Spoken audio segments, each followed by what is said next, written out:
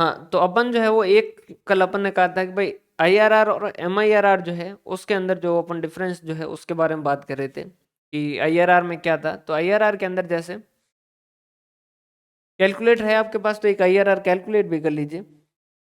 जैसे कि एक प्रोजेक्ट है जिसके अंदर 0 ईयर में 50,000 रुपये लगने हैं, और 1, 2 और 3 साल में जो है वो 22,000 22,000 22,000 आने वाले हैं।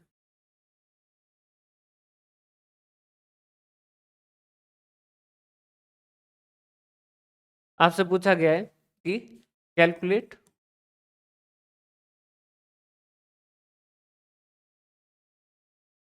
आईआरआर। सिंपल सी बात है, आईआरआर का मतलब क्या है? Present value of.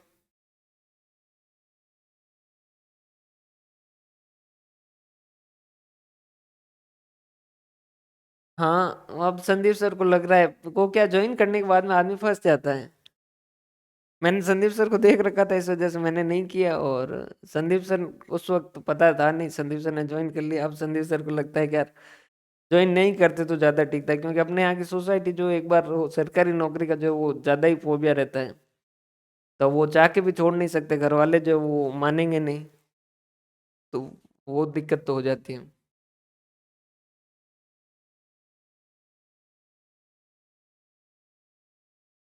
50,000 is equal to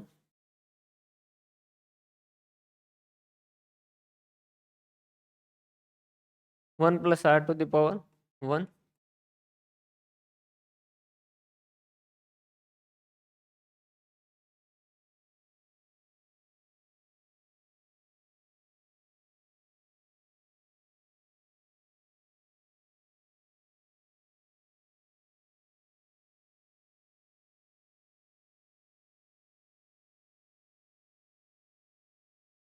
22,000 जो कॉमन ले सकते हैं।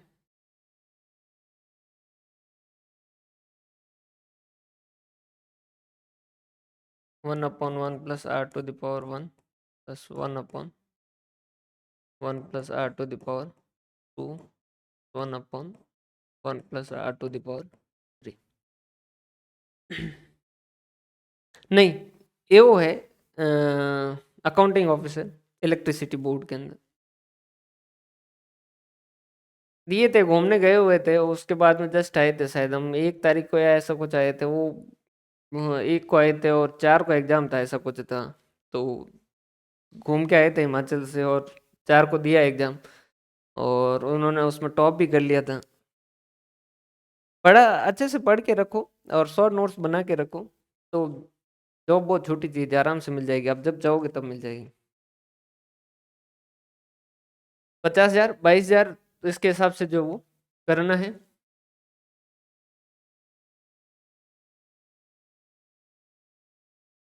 यहाँ पर क्या करेंगे अपन?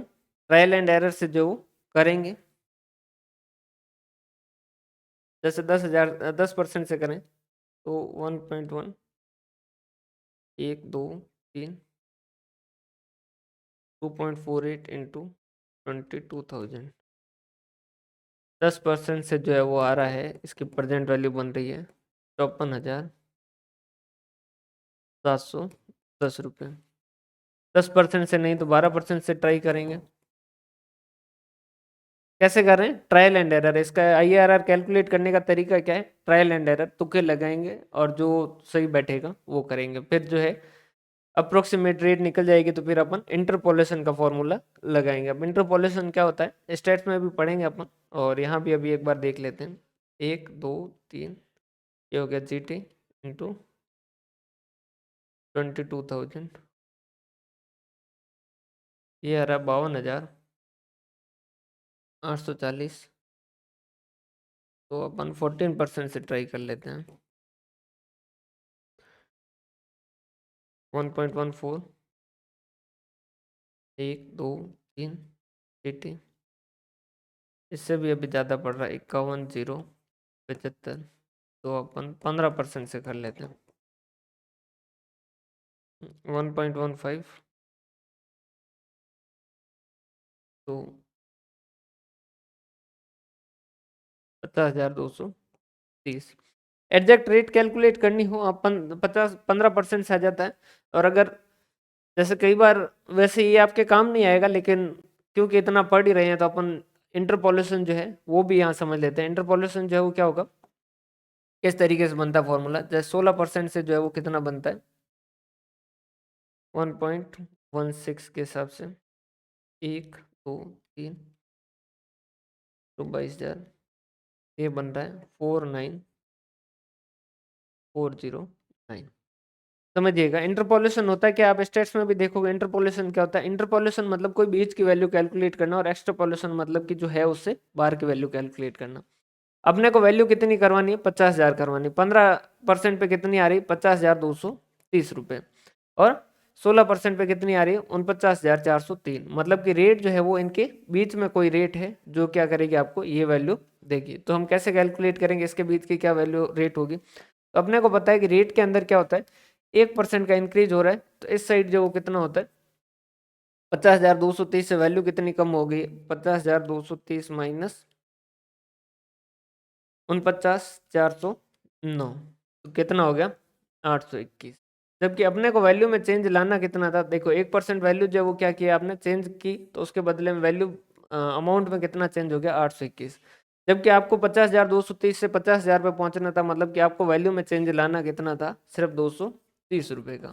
तो उसके लिए रेट में कितना चेंज करें, तो कैसे कैलकुलेट करते 6 7 में करते थे। जैसे कि भाई 821 रुपये के चेंज के लिए रेट में चेंज करना पड़ता है 1%, तो 1 रुपये के चेंज के लिए रेट में चेंज करना पड़ेगा 1/821।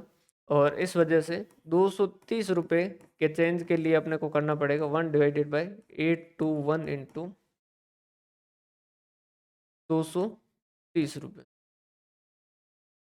230/821.28। मतलब कि रेट के अंदर कितना है 0.280 या 0.28 ही कह दो, तो रेट में 0.28 का इंक्रीज करना है। मतलब कि रेट जो वो कितना करनी है 15 प्लस 0.28, मतलब कि कितना हो जाएगा 15.28% जो वो इसकी IRR आ जाएगी। इंटरपोलेशन का अगर नमस्ते जी, इंटरपोलेशन का अगर फॉर्मूला पूछा जाए तो इंटरपोलेशन का फॉर्मूला जब लिखते हैं तो कैसे लिखते हैं समझिएगा। कुछ भी नहीं, ये अपन ने इसको समझा है कि कैसे कैलकुलेट हुआ, उसी को जो है वो फॉर्मूले के रूप में कैसे लिखोगे। लोअर रेट 15% लिखा, प्लस जो है वो आपने क्या लिखा ऊपर, ये 230 क्या है, ये क्या है NPV eight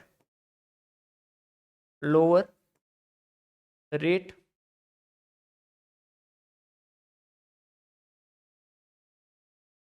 divided by NPV at lower rate minus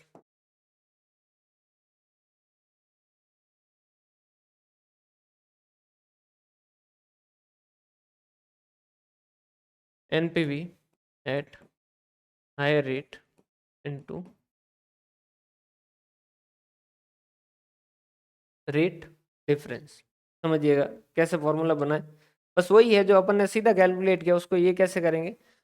lower rate क्या है 0.15, 15% मतलब कि 0.15। NPV at lower rate, NPV at lower rate मतलब कि 50,230 minus present value of cash outflow कितना है 50,000, मतलब कितना हो गया 230 भाग NPV एट लोअर रेट कितना है 230 माइनस जो है वो NPV यहाँ पर कितना आएगा 49,409 माइनस 50,000। यहाँ NPV कितनी आ रही है 591, और यहाँ कितनी आ रही 230। तो 230 माइनस माइनस के 591 इंटू रेट का डिफरेंस कितना है 0.01%, मतलब कि सॉरी 0.1 है, हाँ 0.01 है, सॉरी 10% हो जाएगा। कितना हो गया 0.15, प्लस सीधा भी रख सकते हो इसको जैसा चाहो 230 भागे माइनस माइनस हो जाएंगे प्लस, तो 230 प्लस 591 ये हो गए आपके 821 इंटू 0.01। तो ये हो गया 230 भाग 821 इंटू 0.01, ये हो गया 0.0028। तो ये हो गया आपका टोटल 15 2801 आगे जो रखो यार, नहीं रखो, या फिर आप इसे कह सकते हो कि 15.28%।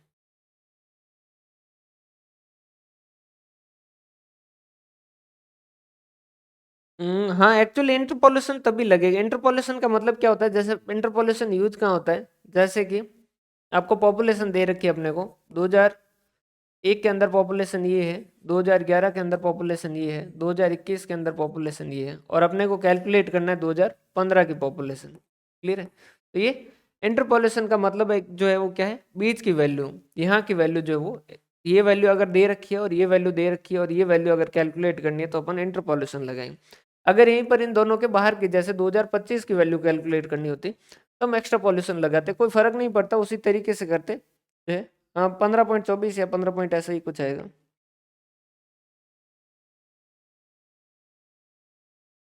821, हाँ 821 आता है। क्लियर?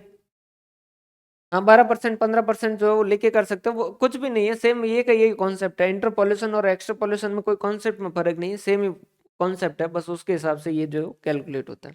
समझ पा रहे हो बात? भाई ये इंटरपोलेशन है और वो एक्स्ट्रापोलेशन है, अगर बाहर की वैल्यू कैलकुलेट करनी है तो एक्स्ट्रापोलेशन। फॉर्मूला और कॉन्सेप्ट जो वो एक ही तरीके से होता है।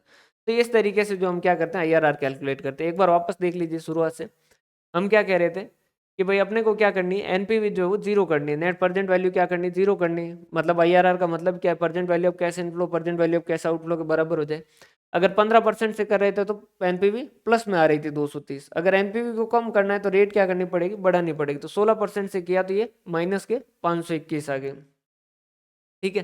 तो हमें ये पता चल गया कि भाई 15% और 16% के बीच में। तो अपने को ये पता है कि भाई 230 से 591 मतलब कि इसके अंदर 821 रुपए का गैप जो वो आ जाता है। 1% रेट में इंक्रीज करते हैं तो 1% रेट में इंक्रीज करते हैं तो 821 में गैप आ जाता है। तो अपन कह सकते हैं कि भाई 821 रुपए के चेंज पे रेट में कितना गैप आता है, 1%। इस वजह से 1 रुपए के चेंज में रेट में कितना आएगा, 1/821। और इस वजह से 230 रुपए ही अपने को जो कम करने थे, 5230 यहाँ पर जो एनपीवी 230 है इसी को हटाना है। 230 के लिए रेट में कितना एन चेंज करना चाहिए, 0.28। उस हिसाब से जो अपन सीधा भी कैलकुलेट कर सकते हैं। और अगर इंटरपोलेशन का फॉर्मूला लगाएं तो इंटरपोलेशन का फॉर्मूला जो वो इस तरीके से रहता है। तो हमें ये जो है इंटरपोलेशन के फॉर्मूले के रूप में लिखें तो NPV at lower rate divided by NPV at lower rate minus NPV at higher rate into rate difference, और उसमें लोअर रेट जो वो ऐड कर दो। क्लियर है? तो ये आपके आगे 15.28%। ठीक है, ये कितना आ गया, 15.28%। अब समझिएगा, इसकी एक जो है वो हम मानते हैं कि री इन्वेस्टमेंट एजम्पशन जो है वो इसकी गलत है।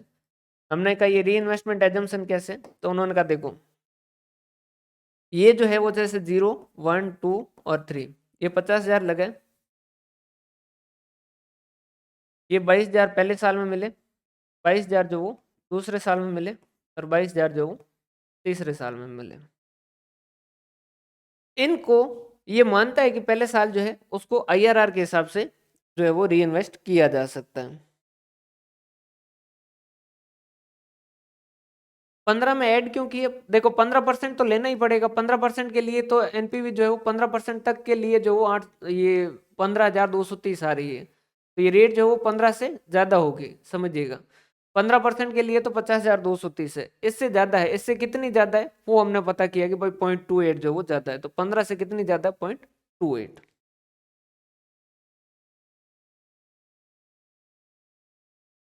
इन्होंने कहा कि भाई री इन्वेस्टमेंट एजम्पशन है और ये इस तरीके से। हमने कहा कैसे, तो उन्होंने कहा देखो इसको आप 15.28 से री इन्वेस्ट कर दो, कितना पैसा बनेगा।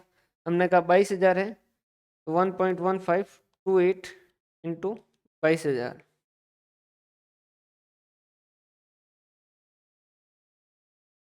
ये पैसा जो ब्याज मिला के कितना हो जाएगा, 25,361।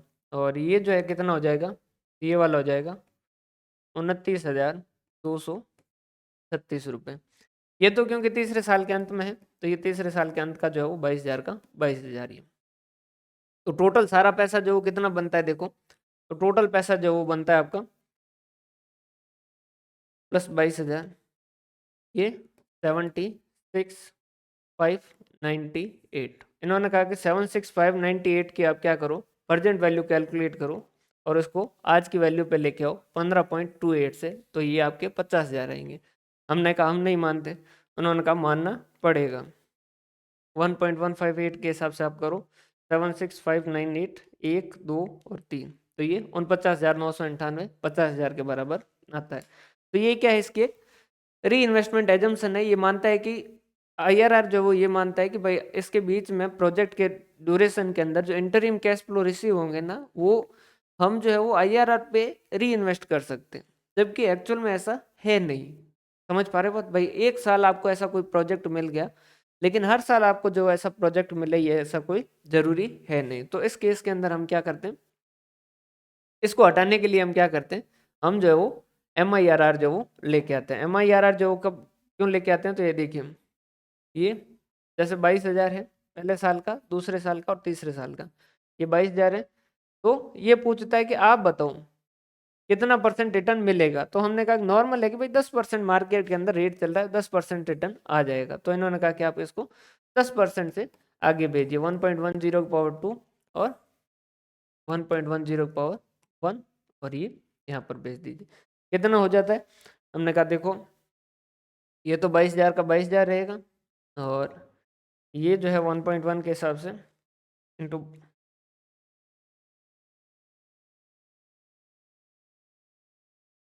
ये हो जाएगा 24,200, और ये हो जाएगा आपका 26,620 रुपये।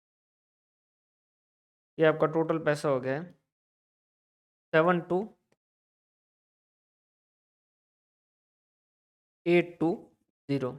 उन्होंने कहा कि अब जो है वो रेट कैलकुलेट करो, 7280 जो है ये किस रेट से इसकी प्रेजेंट वैल्यू कैलकुलेट करें तो 50,000 आ जाए, 0 ईयर में जो 50,000 है उसके बराबर आ जाए, तो वो रेट जो वो आपकी क्या कहलाएगी, MIRR। तो हमने कहा कैसे, तो उन्होंने कहा कि प्रेजेंट वैल्यू कितनी, सॉरी फॉर्मूला क्या है, future value is equal to क्या है, प्रेजेंट वैल्यू इंटू 1 + R⁴ 3 साल बाद कितने बन गए, 72,820 रुपये। आज कितने थे, 50,000 थे। 1 + R⁴ का जो है वो कितना, 3 साल के बाद में, तो ये कितना हो जाएगा, डिवाइडेड बाय 50,000, ये इसके भाग में आ जाएगा, तो ये हो जाएगा 1.4564 इज इक्वल टू 1 + R⁴। और 1 + R जो वो क्या करेंगे, 10%, 11%, 12% अलग अलग रख के चेक कर लेंगे। 1.11 इंटू 1 2 और ये 3, 11 से नहीं हो रहा है, 12 से जो है वो नहीं हो रहा है,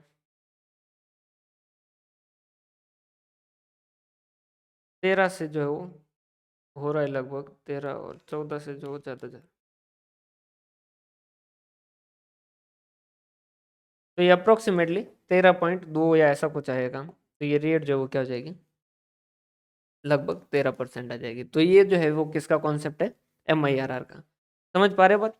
भाई IRR के अंदर कुछ जो वो एरर था जिसको हटाने के लिए एक नया कॉन्सेप्ट लाया गया, जिसे जो हम क्या कहते हैं, MIRR जो वो कहते हैं। क्लियर है? यहाँ तक के जो मेथड है उसके अंदर कोई डाउट?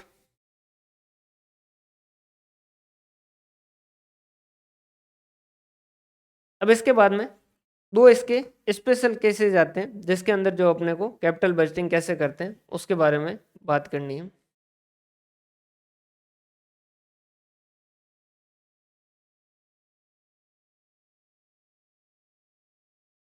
कैपिटल बजटिंग एंड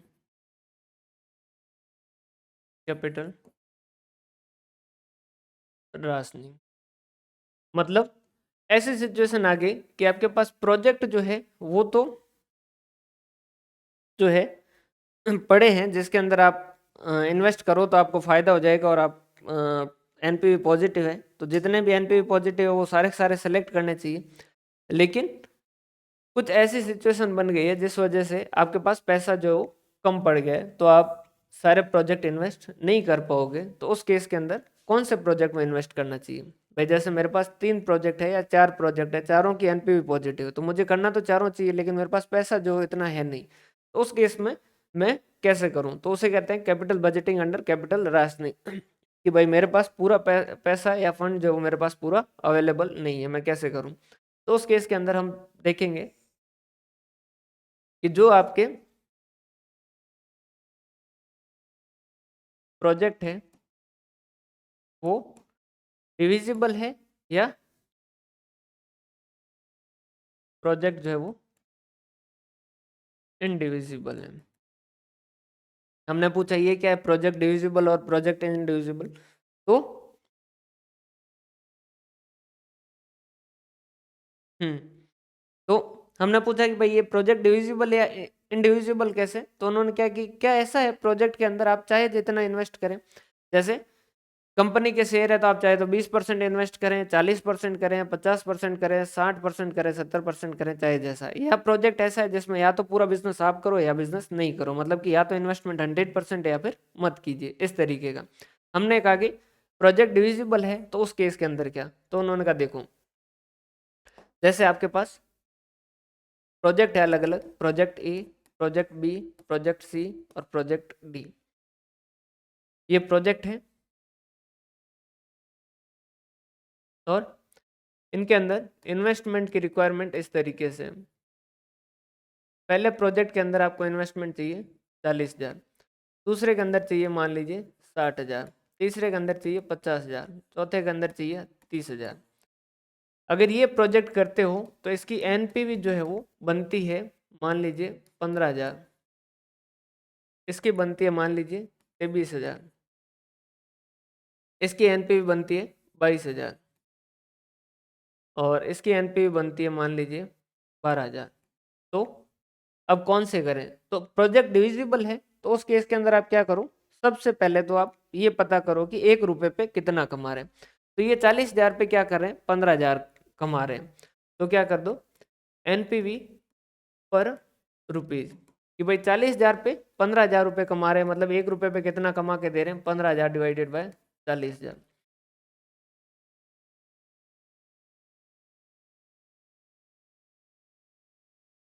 .375, ये जो है कितना कर रहे हैं, 23,000 डिवाइडेड बाय 60,000,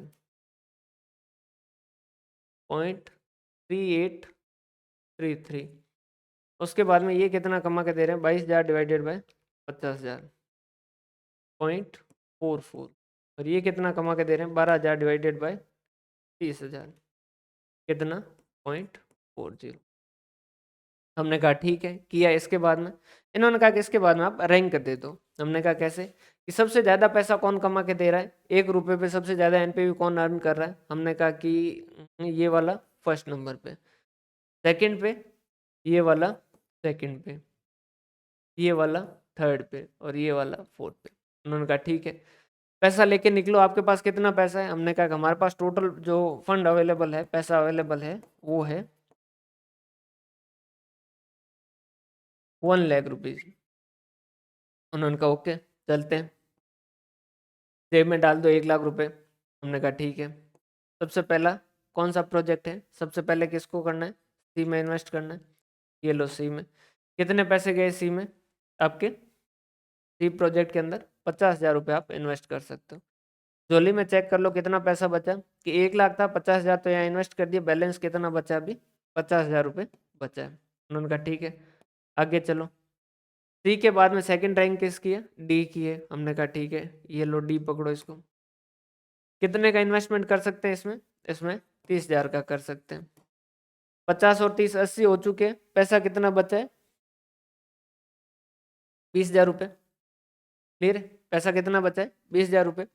अब इसके बाद में तीसरे नंबर पे रैंक कौन सी है, तीसरे नंबर पे बी है। बी में इन्वेस्टमेंट कितना चाहिए, 60,000 रुपये। लेकिन अपने पास पैसा कितना बचा है, अब 1,00,000 में से 50 और 30 80 जा चुके हैं, 20,000 ही बचे हैं। तो अपने को यहाँ पर 60,000 पूरा का पूरा इन्वेस्ट कर पाएंगे क्या, नहीं, पूरा का पूरा 60,000 इन्वेस्ट नहीं कर पाएंगे। क्यों, क्योंकि अपने पास जो पैसा अवेलेबल है वो कितना है, फंड अवेलेबल कितना है, पैसा कितना है,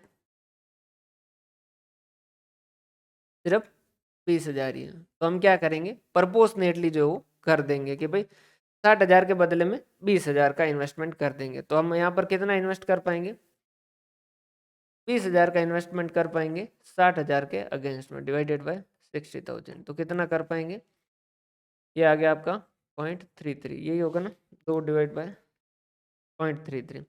तो आप क्या कहोगे, किस में इन्वेस्ट करना है, सी में करना है, डी में करना है, और 0.33 बी, बी में 33% जो वो कर देंगे। क्लियर, समझ पा रहे बात, या फिर ऐसा भी लिख सकते हो कि भाई सी में करना है, डी में करना है, और 1/3 बी में करना है। क्लियर, बी जितने का इन्वेस्टमेंट है उसका 1/3 जो ओपन करते हैं। क्लियर है भाई, सिंपल सी बात समझ आ रही, यहाँ तक की बात समझ आई। अगर प्रोजेक्ट जो वो इंडिविजिबल होते हैं, मतलब कि प्रोजेक्ट ऐसे होते हैं कि या तो आप इन्वेस्ट करो या इन्वेस्ट मत करो, समझ पा रहे बात, या तो प्रोजेक्ट में इन्वेस्टमेंट करो या मत करो। लाओ यहीं पर क्वेश्चन उसी को,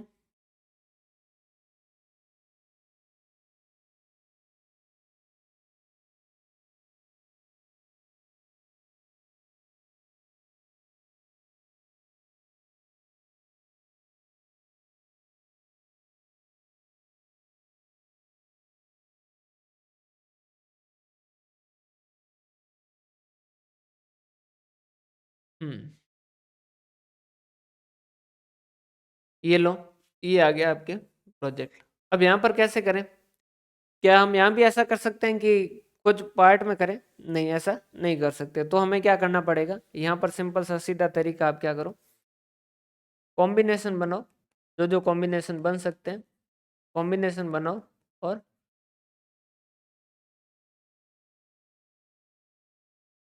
इस कॉम्बिनेशन की एनपीवी हाईएस्ट हो वो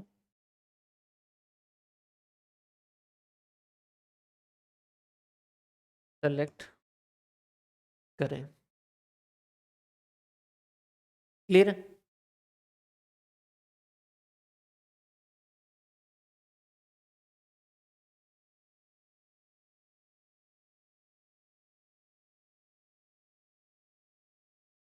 नेट में अगर सब सेम ही है तो सिर्फ 80 के, हाँ नहीं चेक करेंगे, चेक करेंगे, अपन अलग अलग कॉम्बिनेशन बनाएंगे भाई। 1,00,000 रुपए है, 1,00,000 रुपए में आप क्या क्या कर सकते हो, 1,00,000 रुपए में आप चाहो तो ए ए और बी में इन्वेस्ट कर सकते हो, या फिर बी और सी में हो सकता है क्या, नहीं ये तो 1,10,000 हो जाएंगे, या ए और सी में किया जा सकता है क्या, देखो पहले ए के साथ देखते हैं, ए और बी हो सकता है, ए और सी हो सकता है, ए और सी हो सकता है, ए और डी हो सकता है, बी और सी हो सकता है क्या, नहीं टोटल 1,10,000 चाहिए, 60,000 और 50,000, जबकि अपने पास पैसा कितना है, 1,00,000 है, तो ये कॉम्बिनेशन अपने काम करनी है। बी और डी हो सकता है क्या, बिल्कुल हो सकता है, बी प्लस डी हो सकता है। सी और डी हो सकता है क्या, सी और डी भी हो सकता है।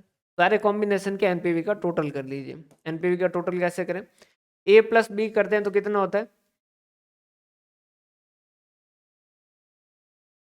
15,000 प्लस 20,000, 15,000 प्लस 22,000, और बी और डी का करें तो बी और डी का, सॉरी ए और डी का भी है 15,000 और 12,000, उसके बाद में बी और डी का 23,000 प्लस 12,000, और सी और डी भी हो सकता है 22,000 प्लस 12,000। जो कॉम्बिनेशन सबसे हाईएस्ट एनपीवी देता है उसको सेलेक्ट कर लें। डिविजिबल और इनडिविजिबल का मतलब ऐसा है कि ऐसा प्रोजेक्ट जिसके अंदर आप पार्ट में इन्वेस्ट कर सकते हैं, कि चाहे तो पूरा करें चाहे जो पूरा नहीं करें, जैसे कंपनी है, किसी कंपनी में इन्वेस्ट करना है तो आपने उस कंपनी के शेयर खरीद लिए, मान लीजिए 1% शेयर खरीदे, तो आपने उसमें इन्वेस्ट कितना किया, 1% किया। लेकिन कुछ ऐसा प्रोजेक्ट है जिसके अंदर ऐसा नहीं किया जा सकता, या तो पूरा प्रोजेक्ट कीजिए या पूरा प्रोजेक्ट मत कीजिए, तो वो क्या होता है, इंडिविजिबल, मतलब कि आपको या तो 100% कीजिए या फिर मत कीजिए। नहीं, इसमें एनपीवी पर रुपीज जो नहीं देखेंगे अपन, सीधा जो कॉम्बिनेशन ही बनाएंगे। क्लियर। अब क्वेश्चन ये आता है कि सर एनपीवी पर रुपीज क्यों नहीं देखेंगे, क्योंकि एनपीवी का मतलब क्या है कि आपने जो पैसा है वो तो कवर कर चुके हो, उसके अलावा एक्स्ट्रा जो ब्याज के अलावा इतना एक्स्ट्रा पैसा जो कवर करके दोगे, तो ये इतना एक्स्ट्रा पैसा कवर करके दोगे तो आप कॉम्बिनेशन देखोगे कि सबसे ज्यादा हाईएस्ट एनपीवी कहाँ पर आएगी। अब आप 1 लाख इन्वेस्ट करो या 90,000 इन्वेस्ट करो या 80,000 इन्वेस्ट करो, उससे कोई फर्क नहीं पड़ता। अपने को मेनली क्या करना है, जो है वो हाईएस्ट एनपीवी जो कवर करनी है, सबसे ज्यादा से ज्यादा अपने को एनपीवी बनानी है। तो यहाँ कितना हो गया, 15 और 23, ये हो गया आपका 8, 3 38, 7 37, 15 से 27 और 23 से 24 25 35 और 22 से 33 34। सबसे ज्यादा कौन सा है, ये वाला है, तो ए और बी में इन्वेस्ट करें। क्लियर है। ए और बी में इन्वेस्ट करेंगे तो किस्मत से जो वो 1 लाख पूरा का पूरा इन्वेस्ट हो रहा है, हो सकता है कि 90,000 भी होता, हो सकता है कि 80,000 ही होता। क्लियर है, समझ पा रहे बात। तो प्रोजेक्ट कैपिटल राशनिंग के केस में दो सिचुएशन बनती है कि भाई या तो प्रोजेक्ट डिविजिबल है या प्रोजेक्ट इंडिविजिबल है। अगर प्रोजेक्ट डिविजिबल है तो उस केस के अंदर हम उस प्रोजेक्ट को जो है वो, तो सबसे पहले सॉरी, अगर प्रोजेक्ट डिविजिबल है तो उस केस के अंदर सबसे पहले एनपीवी पर रुपीज की, 1 रुपए के इन्वेस्टमेंट के अगेंस्ट में कितनी एनपीवी जो अर्न करके दे रहा है, और जो सबसे ज्यादा देगा उसको सबसे पहली रैंक देंगे, और रैंक के हिसाब से अपन इन्वेस्टमेंट करते जाएंगे। जब पैसे खत्म हो जाएंगे तो लास्ट वाले में जितना पैसा उतना इन्वेस्ट करके कर लेंगे। क्लियर है। अगर इनडिविजिबल है तो उस केस के अंदर हम अलग अलग कॉम्बिनेशन बनाएंगे, जो हमारे पास पैसा अवेलेबल है उसको देखते हुए कि भाई कौन कौन सा कॉम्बिनेशन बन सकता है, और जिस कॉम्बिनेशन में एनपीवी का टोटल सबसे ज्यादा होगा उस कॉम्बिनेशन को सेलेक्ट करके उसके हिसाब से हम क्या कर देंगे, इन्वेस्ट कर देंगे। क्लियर है भाई ये।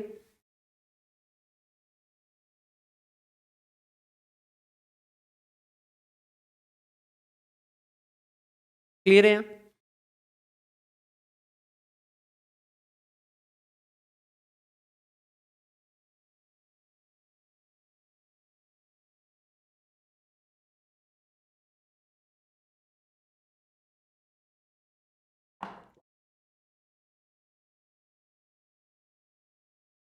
ठीक है। इसके बाद में आपका नेक्स्ट जो है वो आता है कि भाई अब दो चीजें बचती है, एक तो जो है वो एनपीवी और आईआरआर का में फर्क आने का कारण क्या हो जाता है, और एक जो है वो आपका बचता है कि एक स्पेशल केस के अंदर जो है वो प्रोजेक्ट विथ अनइक्वल लाइफ। दो प्रोजेक्ट है और मान लीजिए दोनों प्रोजेक्ट जो है वो कैसे म्यूचुअली एक्सक्लूसिव है, कि भाई दोनों में से एक सेलेक्ट करो, या इस तरीके की सिचुएशन है, तो उस केस के अंदर अगर म्यूचुअली एक्सक्लूसिव नहीं है तो फिर कोई चिंता की बात ही नहीं है, जिनके एनपीवी पॉजिटिव वो सारे ही करो। समझ पा रहे हो बात भाई। अगर म्यूचुअली एक्सक्लूसिव का मतलब क्या है कि एक को सेलेक्ट करोगे तो आपको दूसरे को सेलेक्ट नहीं करना है। अगर म्यूचुअली एक्सक्लूसिव है तो उस केस के अंदर ही प्रॉब्लम आएगी, अगर म्यूचुअली एक्सक्लूसिव नहीं है तो कोई फर्क ही नहीं पड़ता, हम जितने भी एनपीवी पॉजिटिव वाले वो सारे के सारे प्रोजेक्ट जो है वो कर लेंगे। अब दो प्रोजेक्ट ऐसे आ गए जो कि क्या है, म्यूचुअली एक्सक्लूसिव है और उनकी अनइक्वल लाइफ है। अगर म्यूचुअली एक्सक्लूसिव है और लाइफ सेम है तो एनपीवी देख लेंगे, जिसकी एनपीवी ज्यादा होगी उसको अपन क्या कर लेंगे, सेलेक्ट कर लेंगे। लेकिन प्रोजेक्ट जो है वो म्यूचुअली एक्सक्लूसिव है और उनकी लाइफ जो है वो अनइक्वल है, मतलब कि बराबर नहीं है, तो उस केस के अंदर हम क्या करेंगे, तो दो केस बन सकते हैं। एक तो अपन जो है वो इसे रिप्लेसमेंट साइकिल जो है वो कहते हैं, लेकिन ये वाला मेथड तभी लग सकता है जब जो है वो क्या हो, रिप्लेसमेंट साइकिल बनती हो। जैसे समझिएगा, दो प्रोजेक्ट है, एक प्रोजेक्ट ए है और एक प्रोजेक्ट बी है। क्लियर है। प्रोजेक्ट ए के अंदर जो मान लीजिए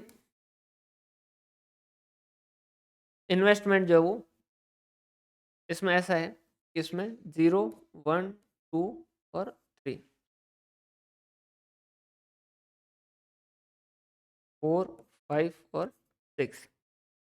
प्रोजेक्ट ए जो है वो 6 साल लगेगा और उसमें जो 50,000 रुपये जाएंगे और उसके बाद में पहले साल में ये प्रोजेक्ट जो वो 10,000 कमा के देगा, दूसरे साल में 10,000 कमा के देगा, तीसरे साल में जो है वो 10,000 कमा के देगा, चौथे साल में 10,000 कमा के देगा, पाँचवें साल में 15,000 कमा के देगा और छठे साल में 15,000 कमा के देगा। क्लियर? या इसको भी जो है वो 15 कर दीजिए, हो सकता है कि एनपीवी माइनस में ना जाए। सारों को 15-15 कर दीजिए। 15,000 है, 15,000 है और 15,000। प्रोजेक्ट बी जो है उसका जो है वो अमाउंट जाने वाला है वो कितना है, 30,000 रुपये में ये मशीन आ जाएगी मान लीजिए। म्यूचुअल एक्सक्लूसिव नहीं होगा तो जितने भी एनपीवी पॉजिटिव वाले हैं ना वो सारे सारे ही सेलेक्ट कर लेंगे, उसमें तो फिर कोई चिंता वाली बात है ही नहीं भाई। म्यूचुअल एक्सक्लूसिव है तभी दिक्कत आएगी, अगर म्यूचुअल एक्सक्लूसिव नहीं है तो जितने भी एनपीवी पॉजिटिव है, अगर कैपिटल राशनिंग नहीं है, पैसों की कमी नहीं है, तो फिर जितने भी एनपीवी पॉजिटिव वाले वो सारे सारे प्रोजेक्ट जो हम क्या कर देंगे, सेलेक्ट कर लेंगे। प्रोजेक्ट बी है, इसमें 30,000 लगाना है। पहले साल में ये 12,000 कमा के देगा, दूसरे साल में ये 12,000 कमा के देगा और तीसरे साल में ये 12,000 कमा के देगा। क्लियर? जब 12,000 से माइनस में आ सकता है, इसको जो वन कर देते हैं, 14,000 कर सकते हैं, 14,000, 14,000 और 14,000 है। प्रोजेक्ट बी जो है वो 3 साल ही चलेगा, 3 साल ही चलेगी ये मशीन, 3 साल के बाद में इसकी लाइफ खत्म हो जाएगी। तो हम कैसे डिसाइड करें? अब इसकी एनपीवी कैलकुलेट करोगे और इसकी एनपीवी कैलकुलेट करोगे, मान लीजिए आपकी रेट जो है वो कितनी है, डिस्काउंटिंग रेट जो है वो 10% है। समझ पा रहे हो बात? तो उस केस के अंदर जो वो कितनी हो जाएगी, इसकी एनपीवी जो कितनी आएगी, 1.1, 15,000, 1, 2, 3, 4, 5 और 6 माइनस 50,000, 15,328 और इसकी आ रही है 1.1, 14,000, 1, 2, 3, टी माइनस 30,000, 4,815। लेकिन आप समझ पा रहे हैं? हाँ, तो पहला तो ऑप्शन क्या है कि हम री इन्वेस्टमेंट साइकिल बनाए। अब री इन्वेस्टमेंट साइकिल कब बनेगी? अगर प्रोजेक्ट ए 3 साल का और ये 6 साल का, या 2 साल का और 6 साल का, मतलब कि इसको वापस री इन्वेस्ट करके 6 साल तक लाया जा सकता है। मतलब कि तीसरे साल जो वापस हम ये 30,000 में एक नई मशीन ले आते हैं और 30,000 में ये वापस चले जाएंगे और चौथे साल में वापस जो ये नई वाली मशीन जो 14,000 देगी, फिर ये 14,000 देगी और फिर ये 14,000 देगी। तो इस तरीके से करके हम क्या कर सकते हैं, इनकी लाइफ जो वो इक्वल करके हम इनकी कैलकुलेशन कर सकते हैं। तो बी का हमारे लिए नेट क्या हो जाएगा कि 0 ईयर में जो वो 30,000 जाएगा, फिर जो वो ये 14,000 आएगा, फिर जो ये 14,000 आएगा और ये यहाँ पर 16,000 जाएंगे और ये 14,000 आएंगे, 14,000 आएंगे, 14,000। क्लियर है? इस तरीके से करके इसकी जो वो एनपीवी कैलकुलेट की जा सकती है। जैसे 10% है तो 10% के हिसाब से कितना हो जाएगा, 1.1 के हिसाब से 14,000, 1 और 2, इनका टोटल जो हो गया आपका 24, 2, 9 और 7, 1.1, 14,000, 1, 2, 3 छोड़ दो, चौथे का इसकी प्रेजेंट वैल्यू आ रही है 9,562, इसकी आ रही है 8,692 और एक इसकी आ रही है 790। 9,562 प्लस 8,692 प्लस 7,902, ये आगे इसकी 26,156। इस 16,000 की प्रेजेंट वैल्यू 1.1 तीसरे साल के अंत में है ना, 1, 2, 3, इसकी जो प्रेजेंट वैल्यू आ गई 12,021। तो ये आ गए 26,156 प्लस 24,297 माइनस 30,000 माइनस 12,021, ये आ गई आपके इसकी 8432। ठीक है, ये प्रेजेंट वैल्यू है जो आ जाएगी।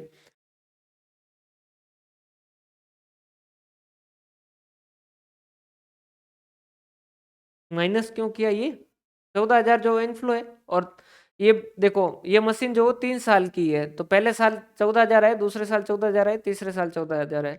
हम ये मान लेंगे कि ये मशीन वापस ले आते हैं भाई, ये मशीन 6 साल चलेगी, ये मशीन 3 साल ही चलेगी, तो तीसरे साल के अंत पे ये मशीन वापस नहीं ले आएंगे, नहीं लाएंगे तो ये 30,000 जो उस मशीन को वापस खरीदने के 30,000 जाएंगे, फिर वापस 3 साल चलेगी, ताकि इनकी प्रोजेक्ट जो वो प्रोजेक्ट की लाइफ जो वो क्या हो जाए, इक्वल हो जाए। समझ पा रहे हो बात? तो एक तो ये तरीका है कि हम इस तरीके से करें, लेकिन इसकी सबसे बड़ी दिक्कत क्या है कि जैसे ये प्रोजेक्ट, ये जैसे इसकी लाइफ 4 साल होती है और इसकी लाइफ जो 6 साल होती, तो फिर आप इक्वल कर ही नहीं पाते, क्योंकि 4 साल होती, इसकी 6 साल होती, तो फिर आप वापस री इन्वेस्ट करते तो 4 से ये कब तक चलती, 8 तक चलती, फिर वापस इसको भी री इन्वेस्ट करते, फिर जो 12 करते और इस तरीके से करते। तो उससे बेहतर जो तरीका है वो कौन सा है कि आप इसकी क्या करो, annualised equal cash flow calculate कर लो। आप क्या करो, दूसरा तरीका क्या है, एनुअलाइज्ड इक्वल कैश फ्लो जो है वो कैलकुलेट कर लो। वो कैसे कैलकुलेट करेंगे, तो भाई ये मैं कॉपी मार लेता हूँ।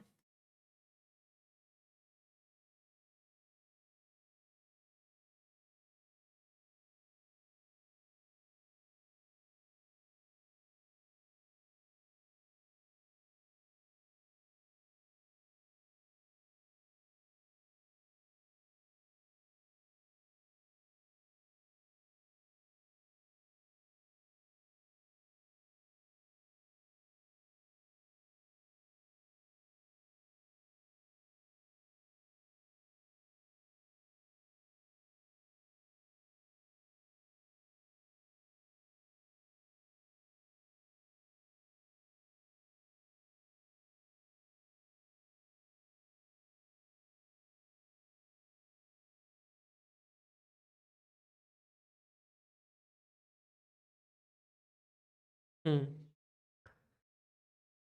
अगर हम एनुलाइज के हिसाब से नहीं करें, सॉरी, इस रिप्लेसमेंट साइकिल के हिसाब से नहीं करें, तो हमारे पास दूसरा ऑप्शन आता है कि भाई अल्टीमेटली ये सारी कैलकुलेशन का मतलब क्या है कि इसकी जो वो एनपीवी 15,328 रुपये और दूसरे वाले प्रोजेक्ट की जो वो 4,815 है।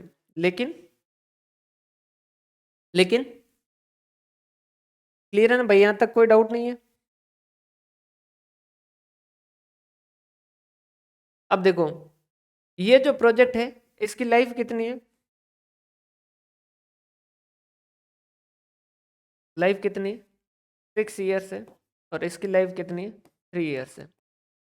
अरे सर इतना क्यों लोड ले रहे हो, अपन सिंपल सा करते हैं, सीधा करते हैं, देखो 15,328 भाग 6 कर देते हैं, और 4815 भाग 3 कर देते हैं। 3 साल में हर साल कितना कितना होगा देख लो, 4815 भाग 3, ये हो गया 1,605 रुपये, और ये हर साल कितना कमा के दे रहा है, 15,328 भाग 6, 255 और 5 कर दो, 0.66 है, ठीक है। लेकिन इसमें एक दिक्कत आ जाएगी, दिक्कत ये आ जाएगी कि आप जो है वो कह रहे हो कि हर साल 1605 1605 1605 3 साल आ जाए, तो वो जो है वो 4815 के बराबर है। कर लो भाई, पहले साल 1605 आए, दूसरे साल 1605 आए, तीसरे साल 1605 आए, तो उनकी जो प्रेजेंट वैल्यू जो है कैलकुलेट करनी पड़ेगी, क्या करनी पड़ेगी, 10% के हिसाब से, तो 1.1 1.1 की पावर 2 और 1.1 की पावर 3, और इनका टोटल करो, तो क्या 4815 आएंगे, क्या नहीं आएंगे, 1.1 एक 1.1 एक दो,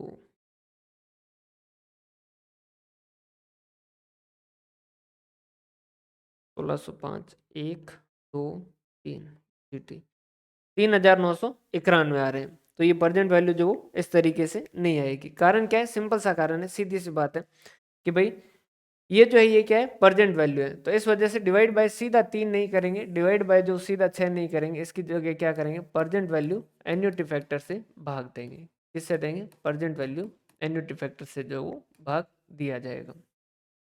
तो वो जब भाग देंगे तो कितना बनेगा, देखो 4815 divided by present value annuity factor कैसे होंगे, 10% है, तो कितना हो गया, 3 साल का करना है, 3 ईयर और 10%, और ये जो है वो 6 ईयर और 10%, तो ये हो जाएगा 15,328 भाग, ये कैसे करेंगे, प्रेजेंट वैल्यू एन्युटी फैक्टर कैसे कैलकुलेट करते हैं, 1 divided by 1.1 plus 1 divided by 1.1 की पावर 2 प्लस 1 डिवाइडेड बाय 1.1 की पावर 3 प्लस 1 डिवाइडेड बाय 1.1 की पावर 4, 1 डिवाइडेड बाय 1.1 की पावर 5 और 1 डिवाइडेड बाय 1.1 की पावर 6। एक तो 3 की चाहिए और एक 6 की चाहिए, तो ये 1.1 डिवाइड बाय के हिसाब से करेंगे, 1 2 3, इनका तो आ गया आपका 2.4868 और इसका आ जाएगा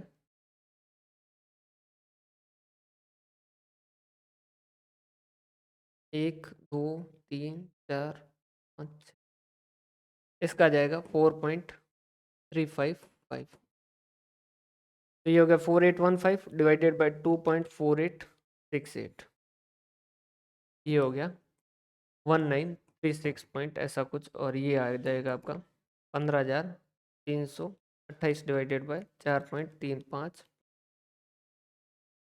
3519 रुपये। तो आप ये वाला प्रोजेक्ट सेलेक्ट कर लीजिए।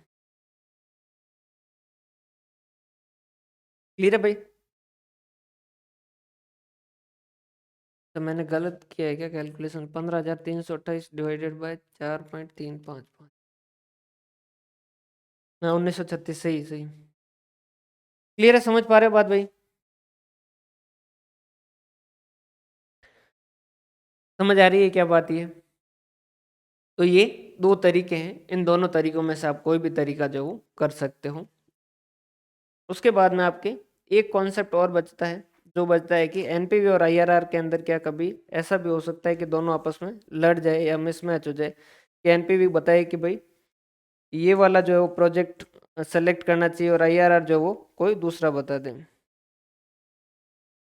तो भाई उसके यहाँ तक में कोई डाउट हो तो बता दीजिए।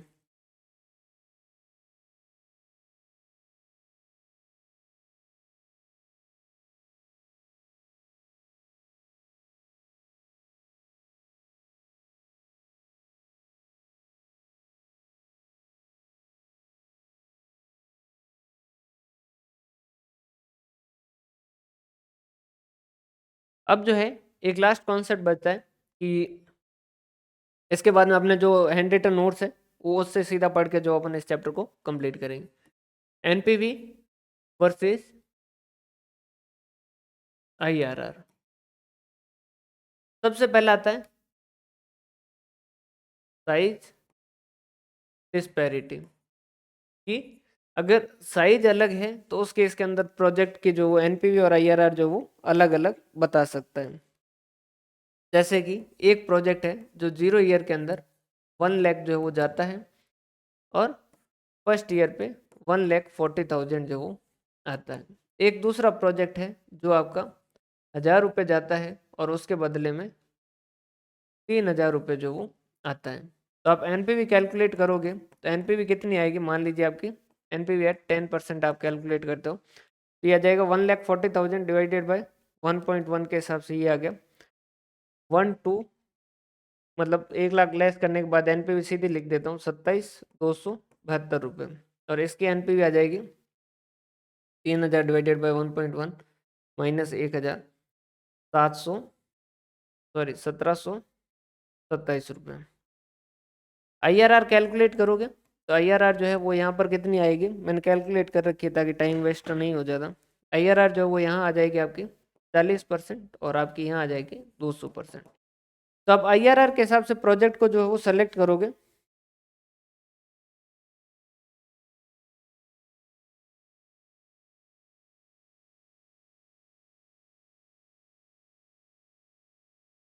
ऐसा क्वेश्चन भी था एक एग्जाम में शायद, क्लेश हो तो हाँ किसका मानेंगे। बिल्कुल। तो देखो अब समझिएगा, एक दो प्रोजेक्ट आ गए आपके। पहला जो प्रोजेक्ट है वो कह रहा है एनपीवी के हिसाब से, देखो एनपीवी तो क्या कह रहा है कि भाई इसकी एनपीवी 27,000 है और इसकी 1727 है, तो एनपीवी क्या कहेगा, जिसकी एनपीवी ज्यादा उसको सेलेक्ट करो। तो एनपीवी तो क्या कहेगा, इसको सेलेक्ट करो। और आईआरआर जो है वो क्या कहेगा कि इसको सेलेक्ट करो। आईआरआर जो वो क्या कहेगा, इसको सेलेक्ट करो। आप खुद बताओ आप किसको सेलेक्ट करोगे।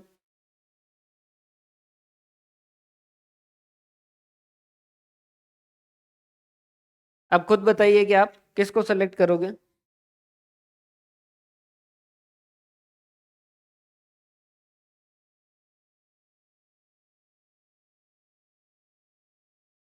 कौन सा वाला, री इन्वेस्टमेंट वाले की बात कर रहे हो क्या। एनपीवी के हिसाब से सेलेक्ट करोगे। क्यों। देखो अब कारण क्या है कि एनपीवी जो उसने सही बताया, क्योंकि एनपीवी जो वो क्या कर रहा है, एब्सोल्यूट मेजर बता रहा है कि भाई ये करोगे तो जो है वो आपका इतने की वैल्यू बढ़ाएगा। और ये क्या है, एक रिलेटिव मेजर है। अब परसेंटेज है, परसेंटेज तो किस पे परसेंटेज लगाओ उसके हिसाब से, 100 रुपए पे जो है वो परसेंटेज लगाओगे, 100 पे परसेंटेज लगाओगे अगर 10% तो 10 रुपये होगा। 1,000 पे 10% लगाओगे तो उसका हिसाब से होगा।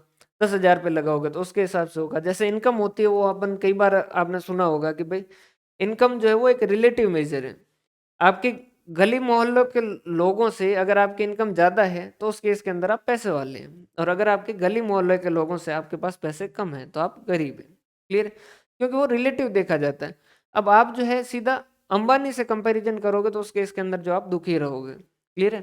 तो क्यों, क्योंकि एक रिलेटिव मेजर है। इनकम के मामले में आदमी ज्यादातर दुखी क्यों रहता है, क्योंकि रिलेटिव देखता है आदमी खुद के जरूर, अपन पैसा कभी ये नहीं देखते कि मेरी जरूरत पूरी हो रही है, उतना पैसा कमा रहा हूँ या नहीं कमा रहा हूँ।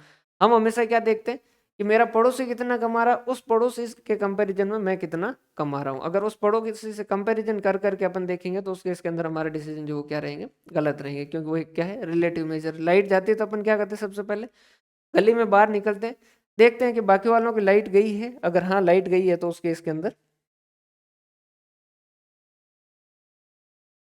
पर सर ये 1,000 और एक जगह 1 लाख तो बेस ही सेम नहीं है, वही कह रहे हैं किस वजह से डिस्पैरिटी जो वो आ रही है।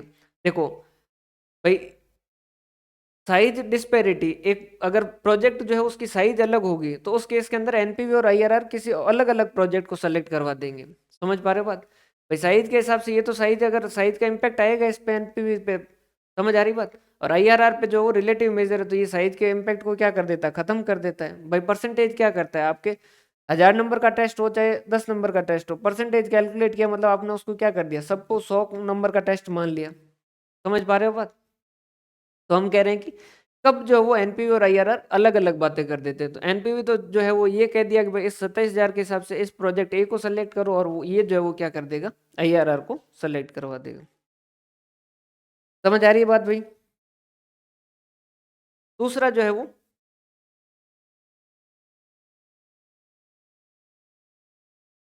Time disparity. साइज डिस्पैरिटी वाला आपको समझ आया क्या। हम्म। दूसरा है टाइम डिस्पैरिटी, जिसका मैं एग्जांपल में लिख के लाया हूँ, 0, 1, 2, 3 और 4। ये हो गया 1,05,000 और 1,05,000।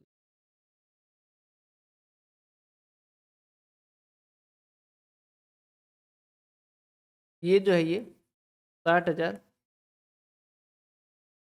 45,000, 30,000 और 15,000।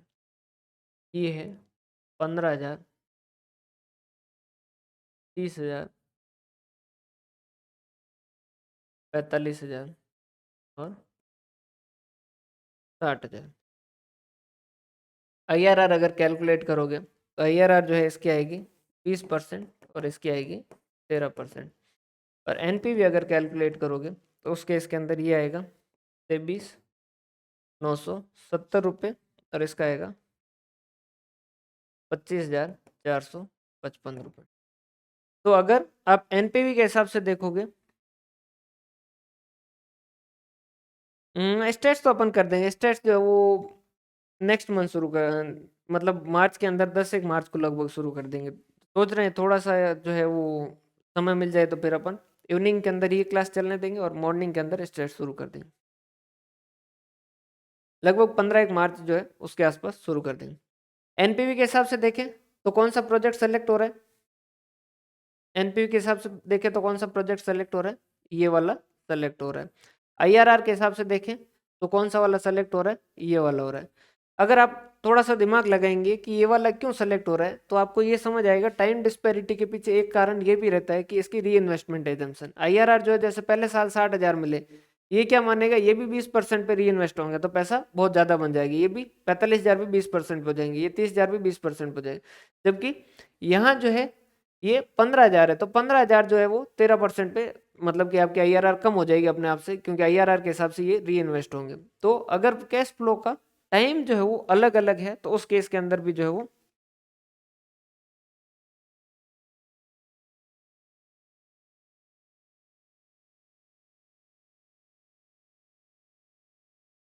हाँ वो उसी का देख रहे हैं। ये जो है वो बोर्ड एग्जाम जो, उसके हिसाब से ही एडजस्ट करेंगे। वो आपके हिसाब से, जब आपको जब सहूलियत होगी ना उसके हिसाब से ही देखेंगे। क्लियर है? तो इस वजह से भी जो है वो क्या हो सकता है, आईआरआर और एनपीवी के अंदर जो वो डिफरेंस आ सकता है। तो आपको कौन सा सेलेक्ट करना है आईआरआर और एनपीवी के अंदर? तो आपको आईआरआर और एनपीवी में डिफरेंस आए तो आपको एनपीवी से सेलेक्ट करना है। क्यों? क्योंकि भाई ये री इन्वेस्टमेंट एजम्पशन एक तरीके से है ही गलत ही बात है। और तीसरा जो है वो, अगर इनकी अनइक्वल लाइफ ऑफ प्रोजेक्ट हो तो उस केस के अंदर भी जो है वो इस तरीके से हो सकता है कि एनपीवी और आईआरआर जो है वो अलग अलग आंसर बताए। तो उस केस के अंदर भी जो है वो अपने को एनपीवी के हिसाब से सेलेक्ट करना। क्लियर? इसका जो है वो आंसर आप कोई सा भी एग्जाम्पल एक करके चेक कर लीजिएगा, तो अनइक्वल लाइफ होगी तो आईआरआर और एनपीवी जो है वो अलग अलग आंसर दे सकता है। एनपीवी देखेंगे, सीधी सी बात है। एनपीवी जो एब्सोल्यूट मेजर बताता है, सीधा बताता है कि भाई ये प्रोजेक्ट करोगे तो इतना जो है वो फायदा मिलेगा। तो एनपीवी और आईआरआर में जब भी गैप आएगा या जब भी डिफरेंस आएगा एनपीवी और आईआरआर के अंदर, हमेशा जो अपन एनपीवी को सेलेक्ट करेंगे, क्योंकि एडजेक्ट बता रहा है कि भाई इतने की वेल्थ बढ़ेगी। आईआरआर के अंदर इटसेल्फ एक जो समस्या चल रही है, ये तो खुद जो अपने घर में ही जूझ रहा है। इसकी एक जो आईआरआर में जो री इन्वेस्टमेंट एजम्पशन है ना, लोग उसी को जो अभी तक गालियां निकाल रहे हैं, ये तो जो घर के अंदर दुबक के बैठे है, वो एक उसकी कमी जो है वो अभी भी बढ़ी है। जबकि एनपीवी में ऐसा कुछ भी नहीं है, एनपीवी जो बिल्कुल साफ है। क्लियर? हाँ, क्रक्स यही है कि जब भी लड़ेंगे तो उस केस के अंदर जो वो एनपीवी ही देखेंगे। क्लियर है? अब एक बार जो अपन जो अपने नोट्स है उससे, हैंड रिटन नोट्स जो मैंने अपलोड किए उससे देख लेते हैं, ताकि उस इस चैप्टर में जो थ्योरी है वो भी कंप्लीट हो जाए। तीसरा जो वो अनइक्वल लाइफ, अगर लाइफ अलग अलग होगी तो उस केस के अंदर भी जो,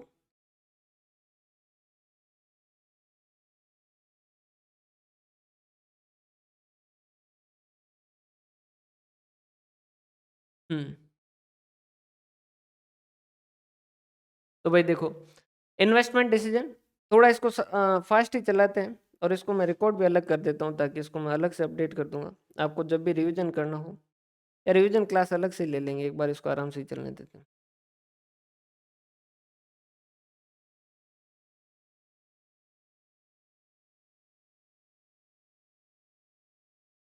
हाँ, आईआरआर जो है वो उसमें कमी है।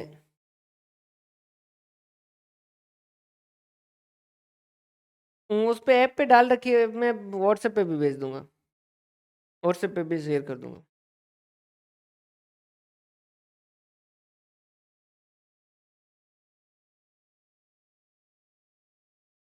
क्लियर है? नोट्स के अंदर जो है वो देखोगे तो नोट्स के अंदर जो है वहाँ पर भी अपडेट कर रखे हैं, तो वहाँ से भी आप डाउनलोड करके इसका प्रिंट आउट जो वो ले सकते हो। या अगर नहीं हो वहाँ से तो आप मेरे को बता देना, मैसेज कर देना, मैं आपको भेज दूंगा। और इससे जो नेक्स्ट चैप्टर जो अपन time value, sorry, financing decision शुरू करने वाले हैं, उसके भी नोट्स जो वो मैं अभी अपडेट कर दूंगा आपको। या वो शायद हो भी चुके हैं, उसके भी काफी पर्सन जो हो चुका है। देखो इन्वेस्टमेंट डिसीजन, अगर शॉर्ट टर्म इन्वेस्टमेंट है, छोटा इन्वेस्टमेंट है,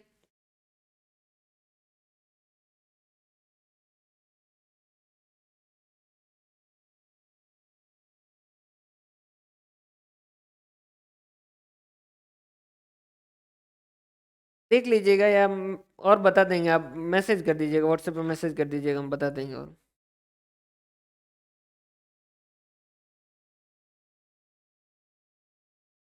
देखो investment decision, short term investment अगर करते हैं हम शॉर्ट टर्म एसेट के अंदर, जो करंट एसेट जो होती है, current asset minus current liability, तो उससे हम क्या कहते हैं, known as work management of current asset और वर्किंग कैपिटल मैनेजमेंट जिसे कहते हैं। ये अपना एक चैप्टर है जिसके अंदर बात करें। अगर लॉन्ग टर्म या फिक्स एसेट के अंदर इन्वेस्टमेंट करते हैं तो उसे management of long term asset या कैपिटल बजटिंग या कैपिटल एक्सपेंडिचर डिसीजन जो है वो कहा जाता है।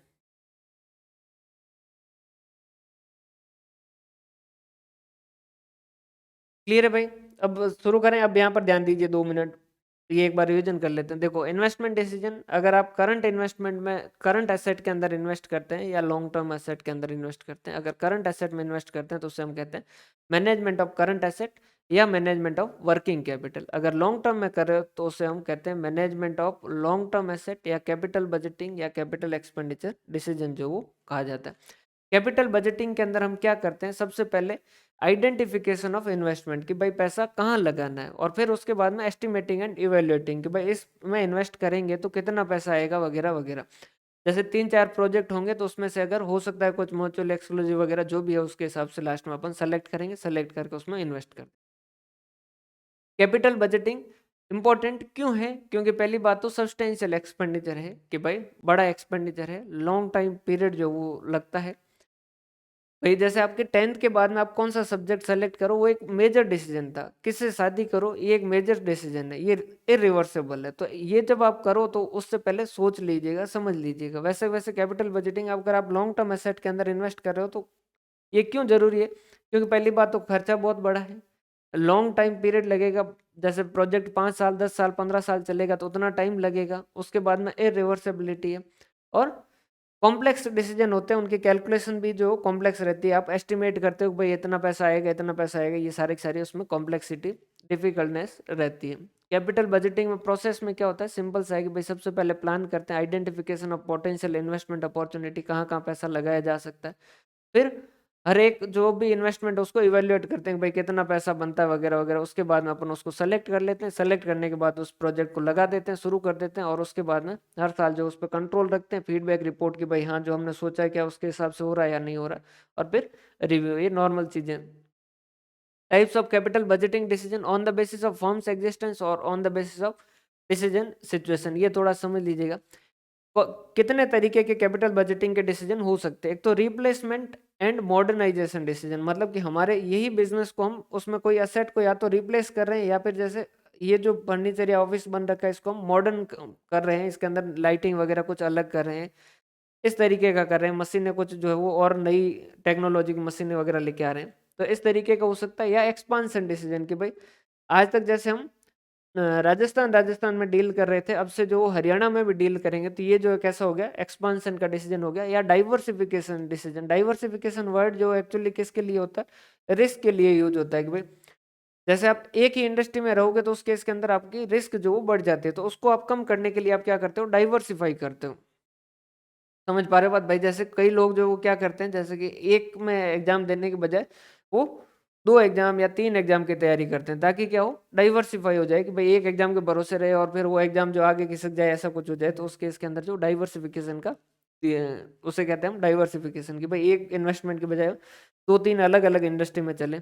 जैसे कि भाई मोबाइल इंडस्ट्री जो हो पूरी की पूरी हो सकता है कि आपने सिर्फ और सिर्फ मोबाइल इंडस्ट्री में लगा रखा हो, और फिर मोबाइल इंडस्ट्री में जो चेंज आ जाए, तो उस केस के अंदर जो आप दूसरी जगह भी लगाओ, जैसे सौर ऊर्जा में भी लगा रखा है, इलेक्ट्रिक व्हीकल के अंदर भी लगा रहे हो, तो वो क्या हो रहा है, डाइवर्सिफिकेशन। एक इंडस्ट्री अगर नीचे जाएगी तो दूसरी आपको वापस फायदा पहुंचा देगी। जैसे रिलायंस के केस के अंदर जो जियो एक ने जो अच्छा कर दिया, तो उन्होंने कई और जगह भी इन्वेस्ट कर रखा था, तो वहाँ नुकसान भी हुआ होगा, तो वो आपस में एडजस्ट हो जाते हैं।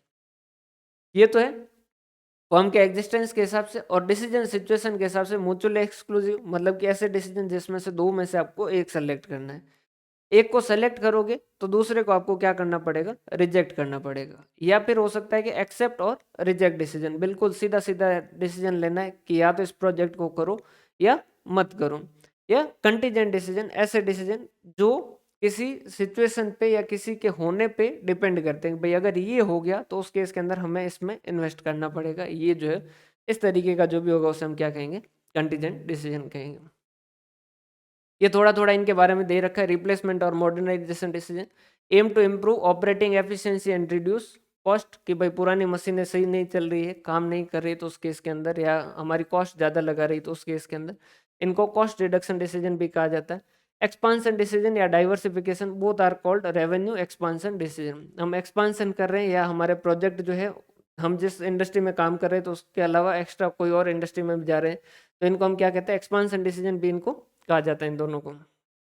मतलब उसका तो नाम ही एक्सपांसन है और डाइवर्सिफिकेशन भी एक तरीके से एक्सपांसन डिसीजन है, उसे भी कहा जाता है। एक्सेप्ट और रिजेक्ट इंडिपेंडेंट प्रपोजल है कि भाई या तो हाँ कर या ना कर, कोई फर्क नहीं पड़ता है कि बाकी किसी को क्या कह रहे हो, सिर्फ जो है वो आपको हाँ या ना में से कहना है। जबकि म्यूचुअल एक्सक्लूसिव में ये है कि अगर उसको हाँ करे तो मेरे को छोड़ देना, या मेरे को हाँ करे तो उसको छोड़ देना, इस तरीके का है, तो वो म्यूचुअल एक्सक्लूसिव है। ऐसा प्रोजेक्ट बोल रहा है ना। Contingent decision dependable proposal investment in one require investment in one और मोर अदर प्रपोजल, कि भाई जैसे आप सड़क बना रहे हो तो उस केस के अंदर सड़क बनाने में हो सकता है कि भाई 5 साल बाद आपको क्या करना पड़ेगा, उसको थोड़ा सही करवाना पड़ेगा। तो ये जो है ये क्या एक तरीके का कंटीजेंट डिसीजन, अगर आप सड़क बनाने का निर्णय करोगे तो उसमें आपको ये करना पड़ेगा, या सड़क बनाओगे तो उसमें कुछ बिल्डिंग और आज के टाइम में वॉशरूम वगैरह ये भी बनाने पड़ेंगे। कैपिटल बजटिंग में क्या करते हैं, सबसे पहले जो एस्टिमेट करते हैं कैश फ्लो को, फिर उनको इवेल्युएट करते हैं और फिर डिटरमाइन करते हैं करना चाहिए या नहीं करना चाहिए। कैश फ्लो दो तरीके के हो सकते हैं, कन्वेंशनल और नॉन कन्वेंशनल। कन्वेंशनल कौन से है, जिसके अंदर एक बार कैश आउटफ्लो होगा और उसके बाद में सीरीज ऑफ इनफ्लो होगा। नॉर्मली अपन देखते हैं कि भाई आपको शुरुआत में मशीन वगैरह लगानी 1 लाख रुपए लगेंगे, फिर 20-20 हज़ार 30-30 हज़ार इस तरीके से पैसा आएगा, तो उसे तो हम कहेंगे कन्वेंशनल। और नॉन कन्वेंशनल कैसे, इसका जस्ट उल्टा, कि भाई पहले साल 20 हज़ार जाएंगे, दूसरे साल 30 हज़ार आएंगे, तीसरे साल 10 हज़ार जाएंगे, चौथे साल 10 हज़ार आएंगे, इस तरीके से कभी आ रहे हैं कभी जा रहे हैं, तो उसे हम नॉन कन्वेंशनल कहते हैं। Estimation of projected cash flow, projected cash flow को हम कैसे एस्टिमेट करेंगे, consider only incremental cash flows from an investment likely to result due to acceptance of any project. जैसे कि भाई पहले भी आपके किराए के 50 हज़ार जा रहे थे, अभी भी 50 हज़ार जा रहे हैं, तो उसको अपन कंसिडर नहीं करेंगे। 50 हज़ार जा रहे थे, ये प्रोजेक्ट करने की वजह से 60 हज़ार जाएंगे, तो ये जो एक्स्ट्रा 10 हज़ार है उसी को हम यहाँ पर कंसिडर करते हैं। डेप्रिसिएशन नॉन कैश आइटम है, टैक्स बेनिफिट है, उसे हम क्या कर देंगे, वापस प्रॉफिट आफ्टर टैक्स में ऐड कर देंगे। Opportunity cost foregoing of benefit consider करेंगे इसको। संक कॉस्ट जो है ये अपन ने सारी डिस्कस कर रखी। संक कॉस्ट ऑलरेडी इनकर्ड हो चुकी है, इसको एक्सक्लूड करेंगे या कंसीडर नहीं करेंगे कह सकते हैं। कमिटेड कॉस्ट आउटफ्लो जो ऑलरेडी डिसाइडेड हो चुका है, इररिलेवेंट है, इसे एक्सक्लूड करेंगे। वर्किंग कैपिटल जब इंट्रोड्यूस करेंगे तो आउटफ्लो हो जाएगा, और लास्ट में जब वापस मिल जाएगा तो इनफ्लो हो जाएगा। एलोकेटेड ओवरहेड ऑलरेडी इनकर्ड जो है वो इग्नोर कर देंगे, और अगर इसी के अंदर कोई इंक्रीज होगा तो उस इंक्रीमेंटल वाले पार्ट को अपन जो है वो कंसिडर करेंगे। क्लियर है। और एडिशनल कैपिटल इन्वेस्टमेंट है, जब करोगे तब आपके लिए एक आउटफ्लो हो जाएगा। फिक्स्ड कॉस्ट जो वो ऑलरेडी इनकर्ड है तो वो इररिलेवेंट कॉस्ट है, अगर इंक्रीज है तो रिलेवेंट है, उसे कंसिडर करेंगे। Categories of cash flow, project शुरू करते हैं तो जो पैसा लगता है उसे हम इनिशियल कहते हैं, जब प्रोजेक्ट चलता है उस वक्त जो भी पैसा आ रहा है जा रहा है उसे हम इंटरिम कहते हैं, और लास्ट में जो टर्मिनल होता है। इनिशियल में शुरुआत के अंदर प्रोजेक्ट करेंगे तो अगर फ्रेश प्रोजेक्ट है तो नए कुछ एसेट खरीदोगे, उसके कितना पैसा आएगा, उसके इंस्टॉलेशन वगैरह सेटअप की जो भी कॉस्ट है और उसके अंदर इन्वेस्टमेंट जो भी वर्किंग कैपिटल में लग रहा है वो सारा मिला के क्या हो जाएगा, आपका इनिशियल कैश फ्लो हो जाएगा। अगर रिप्लेसमेंट है तो आप एक नई एसेट तो लोगे, उसके बदले में उसका इंस्टॉलेशन और उसका जो वर्किंग कैपिटल तो लगेगा ही, उसके अलावा जो पुरानी एसेट है उनको सेल करोगे तो उससे जो पैसा आएगा वो क्या हो जाएगा, कम हो जाएगा। और टैक्सेशन का जो भी इफेक्ट आएगा, जैसे पुरानी एसेट सेल की उस पर कैपिटल गेन वगैरह कुछ लगता है तो वो क्या करोगे, लेस कर दोगे, कैश आउटफ्लो हो जाएगा। और अगर कुछ टैक्स सेविंग होगी तो वो क्या कर लोगे, आप इनफ्लो मान लोगे। इंटरिम कैश फ्लो मतलब कि प्रोजेक्ट जब चलेगा तो उस केस के अंदर अगर नया प्रोजेक्ट है तो जितना भी प्रॉफिट आफ्टर टैक्स आएगा उसमें ऐड कर देंगे नॉन कैश एक्सपेंस। और इंक्रीज और डिक्रीज इन वर्किंग कैपिटल, अगर वर्किंग कैपिटल लगा ही वो तो इनिशियल में चलेगी, उसमें कोई अगर इंक्रीज होगा तो उस केस के अंदर इंक्रीज को क्या कर देंगे हम वो आपका क्या हो जाएगा, कैश आउटफ्लो हो जाएगा। तो इंक्रीज जो वो क्या होगा आपका लेस होगा, और डिक्रीज जो भी होगा तो वो क्या हो जाएगा, ऐड हो जाएगा, वो पैसा आपका इनफ्लो हो जाएगा। क्लियर? ये आपके इंटरिम कैश फ्लो हो जाएंगे। उसके बाद में रिप्लेसमेंट डिसीजन, इसको लिख भी दीजिएगा ना। इंक्रीमेंट जो है, इंक्रीज अगर होगा वर्किंग कैपिटल में तो वो क्या होगा, आउटफ्लो होगा। इसके नीचे जो वो इंक्रीज को जो क्या कर दीजिएगा, आउटफ्लो लिख दीजिएगा। और रिप्लेसमेंट डिसीजन है, तो रिप्लेसमेंट के अंदर तो क्या होगा, पुरानी एसेट से कुछ रेवेन्यू आ रहे होंगे, उसकी बजाय अब जो नई एसेट लेके आ रहे हो, तो आप क्या देखोगे, नेट इंक्रीज कितना होगा रेवेन्यू, उसमें से असेट एक्सपेंस के अंदर कितना इंक्रीज होगा वो क्या कर दोगे, लेस कर दोगे। तो ये हो जाएगा नेट चेंजेस बिफोर टैक्सेस। उसमें नई वाली मशीन के कारण टैक्स में कितना जो एक्स्ट्रा टैक्स लगेगा वो लगाओगे, और ये हो जाएगा नेट चेंजेस आफ्टर टैक्स। और उसमें वापस वो डेप्रिसिएशन, जितना नई एसेट की वजह से डेप्रिसिएशन ज़्यादा लगा वो वापस ऐड कर दोगे। समझ पा रहे हो बात? तो रिप्लेसमेंट वाले में क्या करना है, पुराने वाले और नए वाले दोनों को कंपैरिजन लिखना है कि भाई नए वाले में इतना कैश फ्लो हो रहा था, पुराने वाले में इतना हो रहा था, नए वाले में इतना हो रहा है, तो जो एक्स्ट्रा हो रहा है उसी को कंसिडर करेंगे। टर्मिनल कैश फ्लो, जब प्रोजेक्ट कंप्लीट हो जाता है तो उस केस के अंदर लास्ट में final salvage value of asset कितनी मिलेगी। लास्ट में सेल करोगे तो हो सकता है कि कुछ आपको टैक्स सेविंग मिल जाए, तो उसको ऐड कर देना, उतना पैसा और बच जाएगा आपका। और अगर कोई टैक्स एक्सपेंस लगता है, जैसे कैपिटल गेन लग रहा है, तो उसको लेस कर दीजिएगा। वर्किंग कैपिटल का पैसा वापस मिल जाएगा। तो ये टर्मिनल कैश फ्लो हो जाएगा final. Exclusion of financial cost principle, ये कुछ ऑथर जो ये मानते हैं कि भाई देखो, क्योंकि आप जो है जब फाइनेंसिंग डिसीजन में WACC working cost of capital जब कैलकुलेट करते हो, तो उसके अंदर इंटरेस्ट और इक्विटी दोनों को कंसिडर करते हो। तो क्योंकि आपने डेब्ट के इंटरेस्ट जो है उसको कॉस्ट के अंदर कंसिडर कर चुके हो, फिर यहाँ पर उसको वापस कॉस्ट के अंदर कंसिडर करना जो वो अच्छा नहीं है। इस वजह से ये कुछ लोग कहते हैं कि आपको क्या करना चाहिए, इंटरेस्ट 1 - T को क्या करो, आप वापस ऐड करो। वर्किंग कैपिटल इंक्रीज करेंगे मतलब पैसा लगाना पड़ेगा, आउटफ्लो है। समझ पा रहे हो बात भाई? 50,000 लग रहे थे, अब 70,000 लगाने पड़ रहे वर्किंग कैपिटल, तो 20,000 आपको ज़्यादा डालने पड़ेंगे, तो वो आपके लिए आउटफ्लो जाएगा। ये समझ आया फाइनेंसिंग कॉस्ट प्रिंसिपल? कुछ लोग कहते हैं कि क्योंकि भाई इंटरेस्ट की कॉस्ट जो वो फाइनेंसिंग डिसीजन जो कि अपन आगे पढ़ेंगे उसके अंदर जो उसको कंसिडर कर लिया जाता है, तो वहाँ कंसिडर कॉस्ट में कंसिडर कर लिया जाता है, तो फिर यहाँ पर इसकी जो उसको पेमेंट कर रहे हैं उसको भी अगर दोबारा आप कंसिडर करोगे तो ये आपका उसी चीज़ के लिए डबल जो है वो बार उसका इफेक्ट आ जाएगा। इस वजह से ये कहते हैं कि इंटरेस्ट का जितना लेस हुआ है ना टैक्स के बाद में, उतना इंटरेस्ट का पैसा जो वापस क्या कर दीजिएगा, ऐड कर दीजिएगा। कैपिटल बजटिंग की technique, traditional payback reciprocal, accounting rate of return, NPV, IRR, MIRR, profitability index और discounted payback. Payback period, time required to recover the initial cash outflow, time जो है वो कितना लगता है required to recover the initial cash outflow. बिल्कुल easy computation है, quick estimate कर सकते हो। और एस्टिमेट द प्रोजेक्ट्स रिस्क, भाई जिसका जो है वो पैसा जल्दी से रिकवर हो जाता है वो आपके लिए क्या हो जाएगा, उतना कम रिस्क हो जाएगा। लिमिटेशन क्या है, टाइम वैल्यू ऑफ मनी को कंसिडर नहीं करता है, not know the total profit भी पता नहीं है, सिर्फ और सिर्फ जो वो आपको क्या बता रहे हैं, फाइनेंस कॉस्ट वाला कोई चिंता वाली बात नहीं। फाइनेंस कॉस्ट वाला जो आप फाइनेंसिंग डिसीजन के बाद में अपन वापस देख लेंगे एक बार। क्यों, फाइनेंसिंग डिसीजन में जब हम WACC कैलकुलेट करते हैं, मतलब overall cost of capital calculate करते हैं, तो वहां पर KD जो है उसकी कॉस्ट को भी कंसिडर करते हैं। समझ आ रही बात भाई? वहां पर डिविडेंड की जो मतलब इक्विटी शेयर होल्डर को जो पैसा देते हैं उसकी कॉस्ट, और जो डिबेंचर होल्डर जो है या फिर जो भी जिनसे लोन लिया उनके ऊपर जितना पैसा दिया, उन दोनों को जो है मिला के जो अपनी कॉस्ट ऑफ कैपिटल, जो अपने डिस्काउंटिंग रेट है उसको कंसिडर करते हैं। समझ पा रहे हो बात? अब उस हिसाब से तो फिर आप डिविडेंड को भी आप अपनी कॉस्ट मानो। समझ आ रही बात? क्योंकि डिविडेंड कॉस्ट थोड़ी, वो तो आपने कमाया। तो उन्होंने कहा कि जो जिस रेट से आप डिस्काउंटिंग कर रहे हो उस रेट के अंदर जो वो इंटरेस्ट की कॉस्ट ऐड हो रखी है, मतलब कि उसकी वजह से रेट जो वो बढ़ चुकी है, उसके हिसाब से आप डिस्काउंटिंग कर रहे हो, और अब जो है वो आप उसी के वापस उसकी कॉस्ट को और कंसिडर करोगे तो आपका डबल इम्पैक्ट आ जाएगा। फाइनेंसिंग डिसीजन के बाद में इसको एक बार वापस भी देख लेंगे। क्लियर है?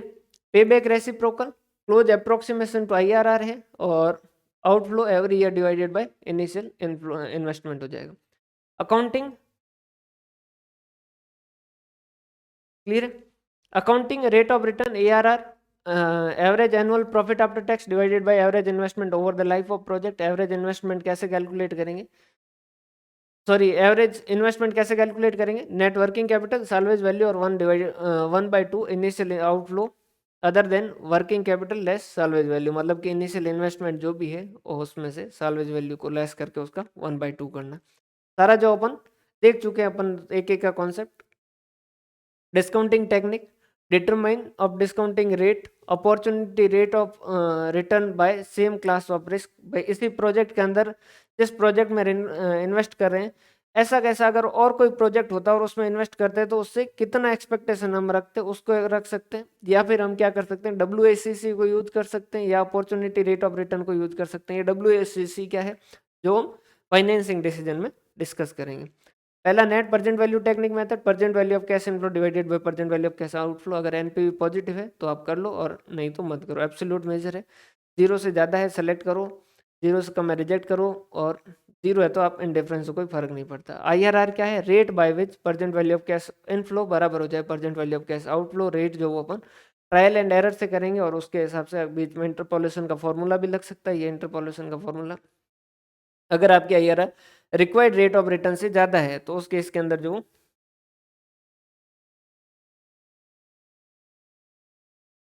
नहीं, ऐसा कोई रूल नहीं है कि बैंक रेट +2% से करते हैं, ऐसा कुछ भी नहीं, ये अलग अलग इंडस्ट्री। आगे अपन फाइनेंसिंग डिसीजन में यही बात करेंगे, जो डिस्काउंटिंग रेट और ये जो आ रही है ना, ये सारे सारे इसी के ऊपर जो अपना नेक्स्ट टॉपिक है वो कैसे कैलकुलेट होती है उसके ऊपर बात करेंगे।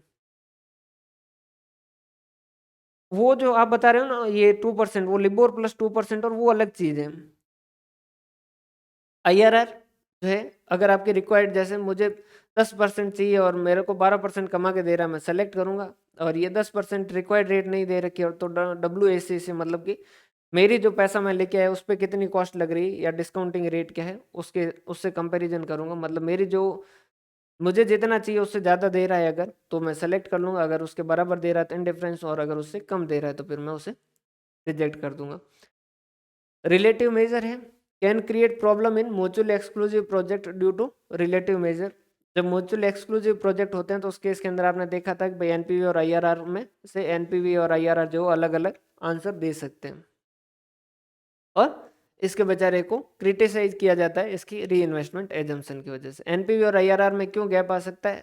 साइज डिस्पैरिटी की वजह से आ सकता है, टाइम डिस्पैरिटी की वजह से आ सकता है, और अगर इनकी अनइक्वल एक्सपेक्टेड लाइफ है तो इस वजह से भी इनके बीच में एरर आ सकता है, मतलब कि दोनों अलग अलग बता सकते हैं।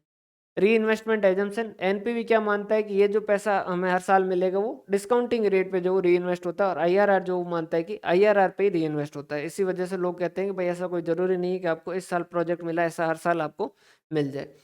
तो उसको हटाने के लिए हमने क्या किया, मॉडिफाइड आईआरआर जो है उसको बनाया, जिसको हम टर्मिनल कैश फ्लो भी कहते हैं। इस मेथड को हम टर्मिनल कैश फ्लो मेथड भी कहते हैं। टू ओवरकम री investment assumption of IRR, first of all हम क्या करेंगे, कैश जो भी कैश फ्लो है उनको सबको क्या करेंगे एंड में भेजेंगे, और वो भी कैसे भेजेंगे, डिस्काउंटिंग रेट पे भेजेंगे। और फिर जो हम रेट कैलकुलेट करेंगे और उसे हम क्या कहेंगे, मॉडिफाइड आईआरआर। और कई बार जो आईआरआर के अंदर एक समस्या ये भी आ जाती है, मल्टीपल आईआरआर आ जाती है। अगर कैश पहले इनफ्लो आया फिर आउटफ्लो आया फिर इनफ्लो आया, इस केस के अंदर जो कई बार आईआरआर जो है वो दो रेट भी कैलकुलेट कर सकता है। आपको याद हो तो आप ऐसा करते थे X+2 और X-2 इस तरीके के दो आ जाते थे, तो X या तो प्लस का दो है या माइनस का दो है, ऐसा 6-7 के अंदर होता था ना। आए तो भी ऐसा कोई दिक्कत वाली बात नहीं है, सिंपल इतना समझिएगा कि नॉन कन्वेंशनल हो कि आउटफ्लो इनफ्लो आउटफ्लो इस तरीके से चल रहा हो कि कभी आउटफ्लो हो रहा है कभी इनफ्लो हो रहा है, तो उस केस के अंदर आईआरआर जो दो भी कैलकुलेट हो जाए। अगर दोनों आईआरआर डिस्काउंटिंग रेट से ज़्यादा है तो सेलेक्ट कर सकते हैं, और दोनों अगर कम है तो उस केस के अंदर डिस्काउंटिंग रेट से कम है तो रिजेक्ट कर दीजिएगा। लेकिन अगर एक रेट जो वो डिस्काउंटिंग रेट से ज़्यादा आ जाए और एक जो है वो डिस्काउंटिंग रेट से कम आ जाए, तो एनपीवी के पास जाना और उसको पूछना कि भाई बता क्या करें, और वो जो बताए वो उसके हिसाब से सेलेक्ट कर देना। इसके नाम बहुत है, profitability index, desirability factor, benefit cost ratio, present value index method, कुछ भी नहीं, present value of cash inflow divided by present value of cash outflow. अगर पीआई एक से ज़्यादा सेलेक्ट, एक से कम है रिजेक्ट, और अगर एक के बराबर तो उसको इंडिफरेंस से कोई फर्क नहीं पड़ता। रिलेटिव मेजर है, can create problem in mutually exclusive project due to relative major.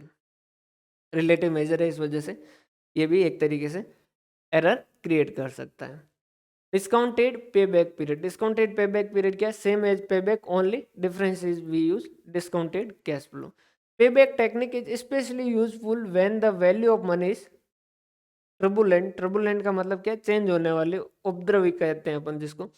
अगर टाइम वैल्यू ऑफ मनी बहुत ज़्यादा चेंज होती है कि भाई जैसे कोई ऐसा देश है जिसमें इन्फ्लेशन जो बहुत ज़्यादा चेंज होता है, उस वजह से जो टाइम वैल्यू ऑफ मनी बहुत ज़्यादा चेंज होती है, तो उस केस के अंदर जैसे आपके पास मैंने बताया था कि भाई जैसे एक इस तरीके की स्कीम चल रही थी नेक्सा वगैरह, तो उसके अंदर पैसा आएगा या नहीं आएगा उस केस के अंदर जो हमें पता नहीं है, तो हम सबसे पहले क्या देखते हैं कि कितना पैसा हमने लगाया, वो पैसा कब रिकवर हो जाएगा। तो ऐसा केस जब भी होता है कि भाई जहाँ जैसे हमने जो पैसा लगाया है कि भाई 30,000 लगाओ और हर दिन जो वो आपको 10-10 हज़ार रुपये मिल जाएंगे, तो अपन क्या करेंगे ऐसे। और एक प्रोजेक्ट है जो जिसमें 40,000 लगाओ और हर साल हर दिन जो 15-15 हज़ार मिलेंगे, तो अपन क्या देखेंगे कि भाई कितने दिनों में अपना पैसा रिकवर हो जाएगा। तो जहाँ टाइम वैल्यू ऑफ मनी जो बहुत ज़्यादा चेंज होती हो, वहाँ जो पे बैक पीरियड ज़्यादा रहता है, ज़्यादा सूटेबल रहता है स्पेशल केस।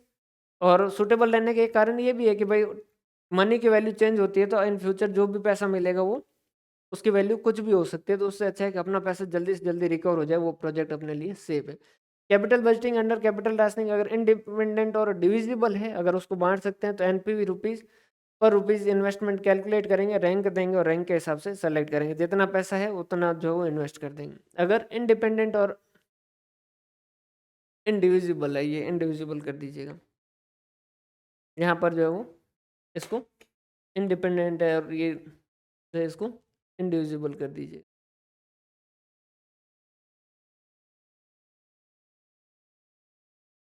इसको इंडिविजिबल कर दीजिएगा ना।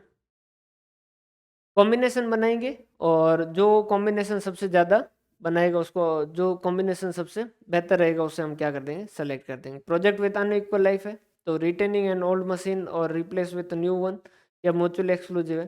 तो अपने पास दो तरीके हैं, एक तो रिप्लेसमेंट चैन मेथड और एक इक्विवेलेंट एनुलाइज्ड क्राइटेरिया के हिसाब से, जो कि आता है आपका NPV divided by present value annuity factor. Clear है भाई?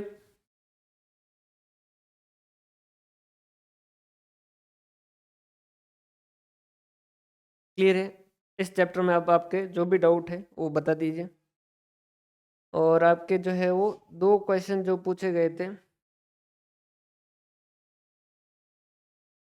2 या 3 क्वेश्चन पूछे गए थे, तो आपके जो है वो मैं पढ़ के सुना देता हूँ या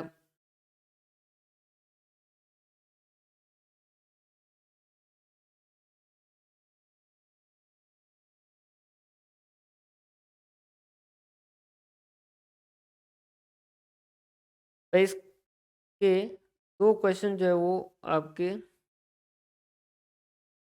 2 या 3 क्वेश्चन इससे पूछे गए हैं, जिनको मैं ढूंढता हूँ। पहले तो आईपैड मेरा उधर रह गया, एक सेकंड में ले ही आता हूँ।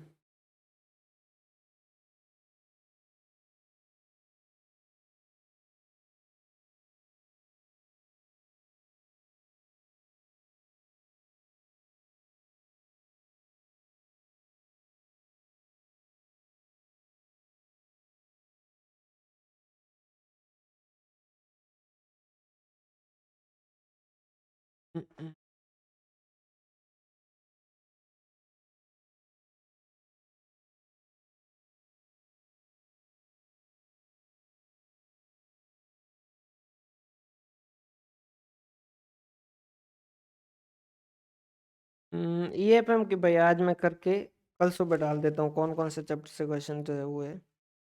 डिविडेंड डिसीजन कैपिटल बजटिंग 104 और 105, 104 और 105।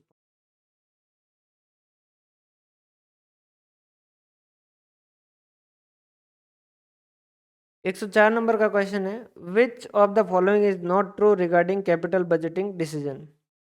सोच समझ के जवाब दीजिएगा भाई। क्वेश्चन ये है कि इसमें से कैपिटल बजटिंग से रिलेटेड कौन सी बात जो है ट्रू नहीं है। पहला उन्होंने लिखा है कि एनपीवी जो है वो बेस्ट मेथड है और लॉन्ग टर्म इन्वेस्टमेंट प्रपोजल के लिए। और इंडिपेंडेंट अगर इन्वेस्टमेंट प्रपोजल है तो आईआरआर और एनपीवी अगर इंडिपेंडेंट इन्वेस्टमेंट है तो एनपीवी और आईआरआर जो सेम रिजल्ट देंगे। और उसके बाद में अगर टू म्यूचुअली एक्सक्लूसिव प्रोजेक्ट है तो उन्होंने फिर एनपीवी और आईआरआर भी दे रखा है कि एनपीवी 8 लाख है और आईआरआर 16% है, और एनपीवी दूसरे की जो पहले की जो एनपीवी 8 लाख और इसके हिसाब से 7 लाख, और इसकी जो आईआरआर है 16% और इसकी है 18%। वो कह रहे हैं प्रोजेक्ट बी को सेलेक्ट करेंगे क्योंकि उसकी आईआरआर ज़्यादा है। और लास्ट जो है वो payback method determine the number of years required to recover initial. Payback method जो है वो बताता है कि आपका इनिशियल पैसा लगाया हुआ कितने टाइम में रिकवर करते हैं। इनिशियल मनी कितने समय में रिकवर करते हैं।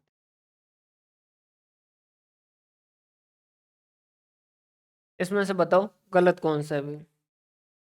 फर्स्ट, सेकंड, थर्ड और फोर्थ। पहला कह रहा है कि एनपीवी बढ़िया है, इसमें से वो कह रहा है कि झूठ कौन सी बात है। एनपीवी बढ़िया है पहली बात कर रहा है, दूसरा कह रहा है कि इंडिपेंडेंट इन्वेस्टमेंट हो तो एनपीवी और आईआरआर सेम रिजल्ट देते हैं, मतलब कि म्यूचुअल एक्सक्लूसिव नहीं है तो कोई दिक्कत नहीं है, कहने का मतलब ये। तीसरा कह रहा है अगर दो प्रोजेक्ट है जिसके एनपीवी अलग अलग है और आईआरआर अलग अलग है तो हम आईआरआर के हिसाब से जो प्रोजेक्ट को सेलेक्ट करेंगे। और चौथा जो कि जो आपका बिल्कुल सिंपल सही है, कर लोगे ना। और उसके बाद में 105 में आया था, which of the following method ignores the time value of money. किसमें से टाइम वैल्यू ऑफ मनी को कौन जो वो इग्नोर करता है? Accounting rate of return, profitability index, IRR या एनपीवी। तो कौन सा इग्नोर करता है? आप खुद ही जो है वो डिसाइड कर सकते हैं। ईएफएम का जो मैं पेपर आज एनालिसिस कर लूंगा ताकि उसका भी देख लूंगा। क्लियर है? एआरआर है? क्लियर है? तो यहाँ तक का देखिएगा अच्छे से, और कोई डाउट हो तो है ही मेरा व्हाट्सएप नंबर, आप भेज दीजिएगा, है ना। और ये जो नोट्स है इनके प्रिंट आउट करवा दीजिएगा। कल जो अपन फाइनेंसिंग डिसीजन जो शुरू करेंगे, फाइनेंसिंग डिसीजन के जो नोट्स है वो मैंने अपलोड कर दिए हैं, आप उनको भी साथ ही जो वो करवा लीजिएगा चाहो तो प्रिंट आउट। और हाँ, कॉस्ट ऑफ कैपिटल वाला जो करेंगे, इससे पहले एक चीज कर लीजिएगा, अगर आपने मार्जिनल कॉस्टिंग नहीं देख रखी है तो मार्जिनल कॉस्टिंग वाला चैप्टर जो है वो उसे कंप्लीट कर दीजिएगा। अगर मार्जिनल चैप्टर जो वो नहीं देख रखा है तो मार्जिनल कॉस्टिंग वाला चैप्टर जो वो देख लीजिएगा। रीजन ये है कि आगे जो हम लिवरेज वगैरह पढ़ेंगे तो उसका मार्जिनल कॉस्टिंग के साथ जो वो लिंक भी पढ़ेंगे। क्लियर है?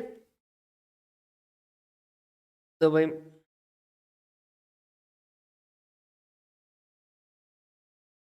नहीं, बाय और लीज इन्वेस्टमेंट डिसीजन है। देखो सीधी सी बात है, अगर पैसा लाने के बारे में बात कर रहे हो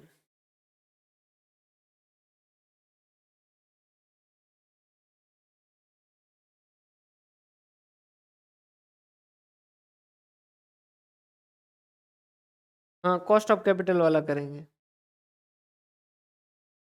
देखो फाइनेंसिंग डिसीजन और जो है इसमें थोड़ा सा आपको अगर कंफ्यूजन रहेगा तो वो ये है कि फाइनेंसिंग डिसीजन जब कंप्लीट कर लेंगे ना तो फिर आपको समझ आ जाएगा कौन सा डिसीजन किससे रिलेटेड। कल अपन शुरू करेंगे कॉस्ट ऑफ कैपिटल वाला, और तब तक आपका मार्जिनल कॉस्टिंग का अगर नहीं देख रखा है तो मार्जिनल कॉस्टिंग जो कॉस्ट अकाउंटिंग में अपलोड कर रखा है एबीएसटी में, और आपके तो मैनेजमेंट अकाउंटिंग जो है मतलब फाइनेंशियल अकाउंटिंग में ही लिखा है तो उसी में अपलोड है, तो उसको जो कंप्लीट कर लीजिए। क्लियर? तो बहुत बहुत धन्यवाद, हंसते रहें, मुस्कुराते रहें, पढ़ते रहें, मिलते हैं अपन कल। ठीक है, नोट्स वगैरह जो प्रिंट आउट आप शायद अगर करवाने जाओ तो ये तीनों के ही करवा लीजिए।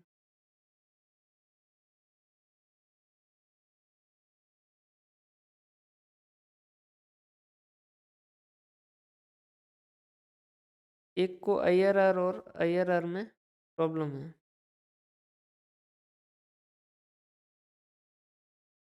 एमआईआरआर में ऊपर बोला था, मतलब मैं समझा नहीं।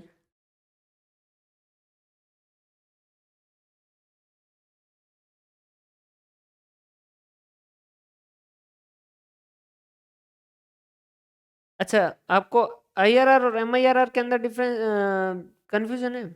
अब समझा देते हैं भाई। आप जो है वो जिनको आ चुका है वो ले जा सकते हैं। देखो, आईआरआर के अंदर क्या होता है,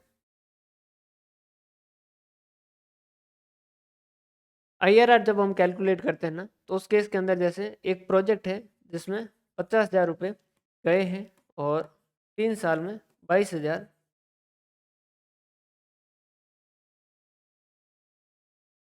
22,000 और 22,000, ये तीन जो है वो आए हैं, 0, 1, 2 और आईआरआर कैलकुलेट करोगे तो लगभग आपका 15.28% आएगा।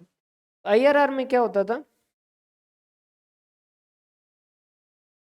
आईआरआर में क्या था, ओके धन्यवाद जी।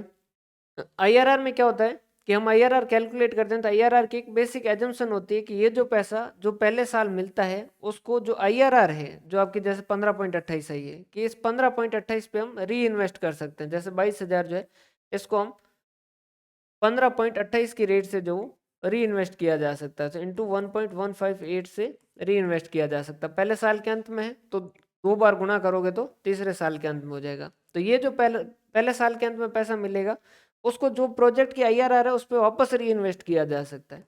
दूसरे साल के अंत में जो पैसा मिलेगा उसको भी क्या आप क्या कर सकते हो, आईआरआर पे री इन्वेस्ट कर सकते हो। तीसरा तो क्योंकि लास्ट में ही मिल रहा है तो इसमें तो कुछ इंटरेस्ट मिलेगा नहीं। यहाँ जो पैसा मिलेगा इसका टोटल अगर आप करके उसकी डिस्काउंटिंग आप 15.28 से करोगे, 15 पॉइंट जो है वो 28 से करोगे, तो उस केस के अंदर ये आपका कितना आएगा, 50,000 आएगा। लोगों ने अपोज किया कि आपके पास एक बार तो ऐसा कोई प्रोजेक्ट आ सकता है जिसको आप जैसे 15% या 20% या 25% का प्रोजेक्ट इस साल आगे आपके हाथ लग गया। जरूरी नहीं है कि हर साल आपके पास पैसा मिलेगा आपको इन्वेस्ट करने के लिए वैसा वैसा प्रोजेक्ट मिले। तो ये जो है आप कर रहे हो ना ये सही नहीं है। तो लोगों ने कहा कि भाई फिर क्या करें, तो एक नया मेथड आया एमआईआरआर। उसने कहा कि हर साल जो आपके कैश फ्लो होते हैं ना, 0, 1, 2, 3, ये आपके 50,000 गए और ये 22,000 और 22,000 और 22,000। तो लोगों ने कहा कि आपको पहले साल जैसे ये ऐसा प्रोजेक्ट मिल गया जिसमें आपको 15.28% रिटर्न मिल रहा है, लेकिन हर साल आपको ऐसा नहीं मिलेगा।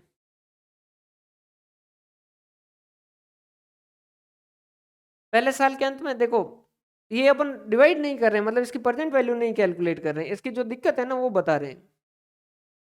हम इस 22,000 की प्रेजेंट वैल्यू नहीं कैलकुलेट कर रहे हैं, हम कह रहे हैं कि आईआरआर जो है इसकी कैलकुलेशन अपने आप में क्या मानती है, ये मानती है कि ये जो पहले साल के अंत में जो पैसा मिलेगा उसको हम जो है वो हमारी आईआरआर पे इन्वेस्ट कर सकते हैं।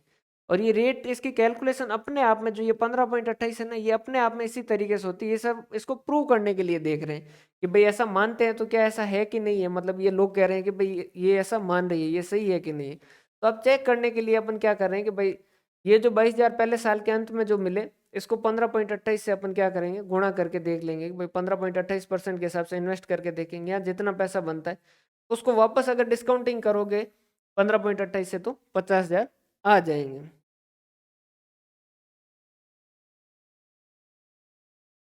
क्लियर है? और इसके लिए अपन क्या करते हैं, इसको सही करने के लिए फिर एमआईआरआर है, उसने कहा कि भाई आप बताओ किस रेट से इन्वेस्ट हो सकता है पहले साल के अंत में पैसा है। तो उन्होंने कहा कि 10% पे हो सकता है, मान लीजिए डिस्काउंटिंग रेट 10%, तो उन्होंने कहा कि इसको 10% के हिसाब से 2 साल का ब्याज जोड़ के तीसरे साल के अंत में कितना पैसा होगा। दूसरे साल के अंत में पैसा मिलेगा उसको जेब में तो रखोगे नहीं, उसको कहीं इन्वेस्ट करोगे। हमने कहा हाँ, तो उन्होंने कहा कितना रिटर्न मिलेगा, उन्होंने कहा कि 10% से मिलेगा, जो कि ये मान रहा था कि आईआरआर पे मिलेगा। तीसरे साल में तो कुछ भी पैसा मिलेगा वो उस पे तो कुछ इंटरेस्ट मिलेगा नहीं, तो उसको क्या करेंगे 1 से गुणा करेंगे। यहाँ जो टोटल पैसा आएगा उसको किस रेट से डिस्काउंट करें ताकि ये 50,000 के बराबर आ जाए, वो जो है वो क्या हो जाएगी, एमआईआरआर। तो आईआरआर जो एक मानता है कि जो पैसा बीच में सालों में प्रोजेक्ट के सालों में जो पैसा मिलता है वो हम आईआरआर पे री इन्वेस्ट कर सकते हैं। उसको सही करने के लिए एक नया मेथड लाया गया एमआईआरआर, जिसमें जो बीच में पैसा मिलता है उसको हम क्या करते हैं, डिस्काउंटिंग रेट पे इन्वेस्ट करके फिर जो वो रेट कैलकुलेट। क्लियर है?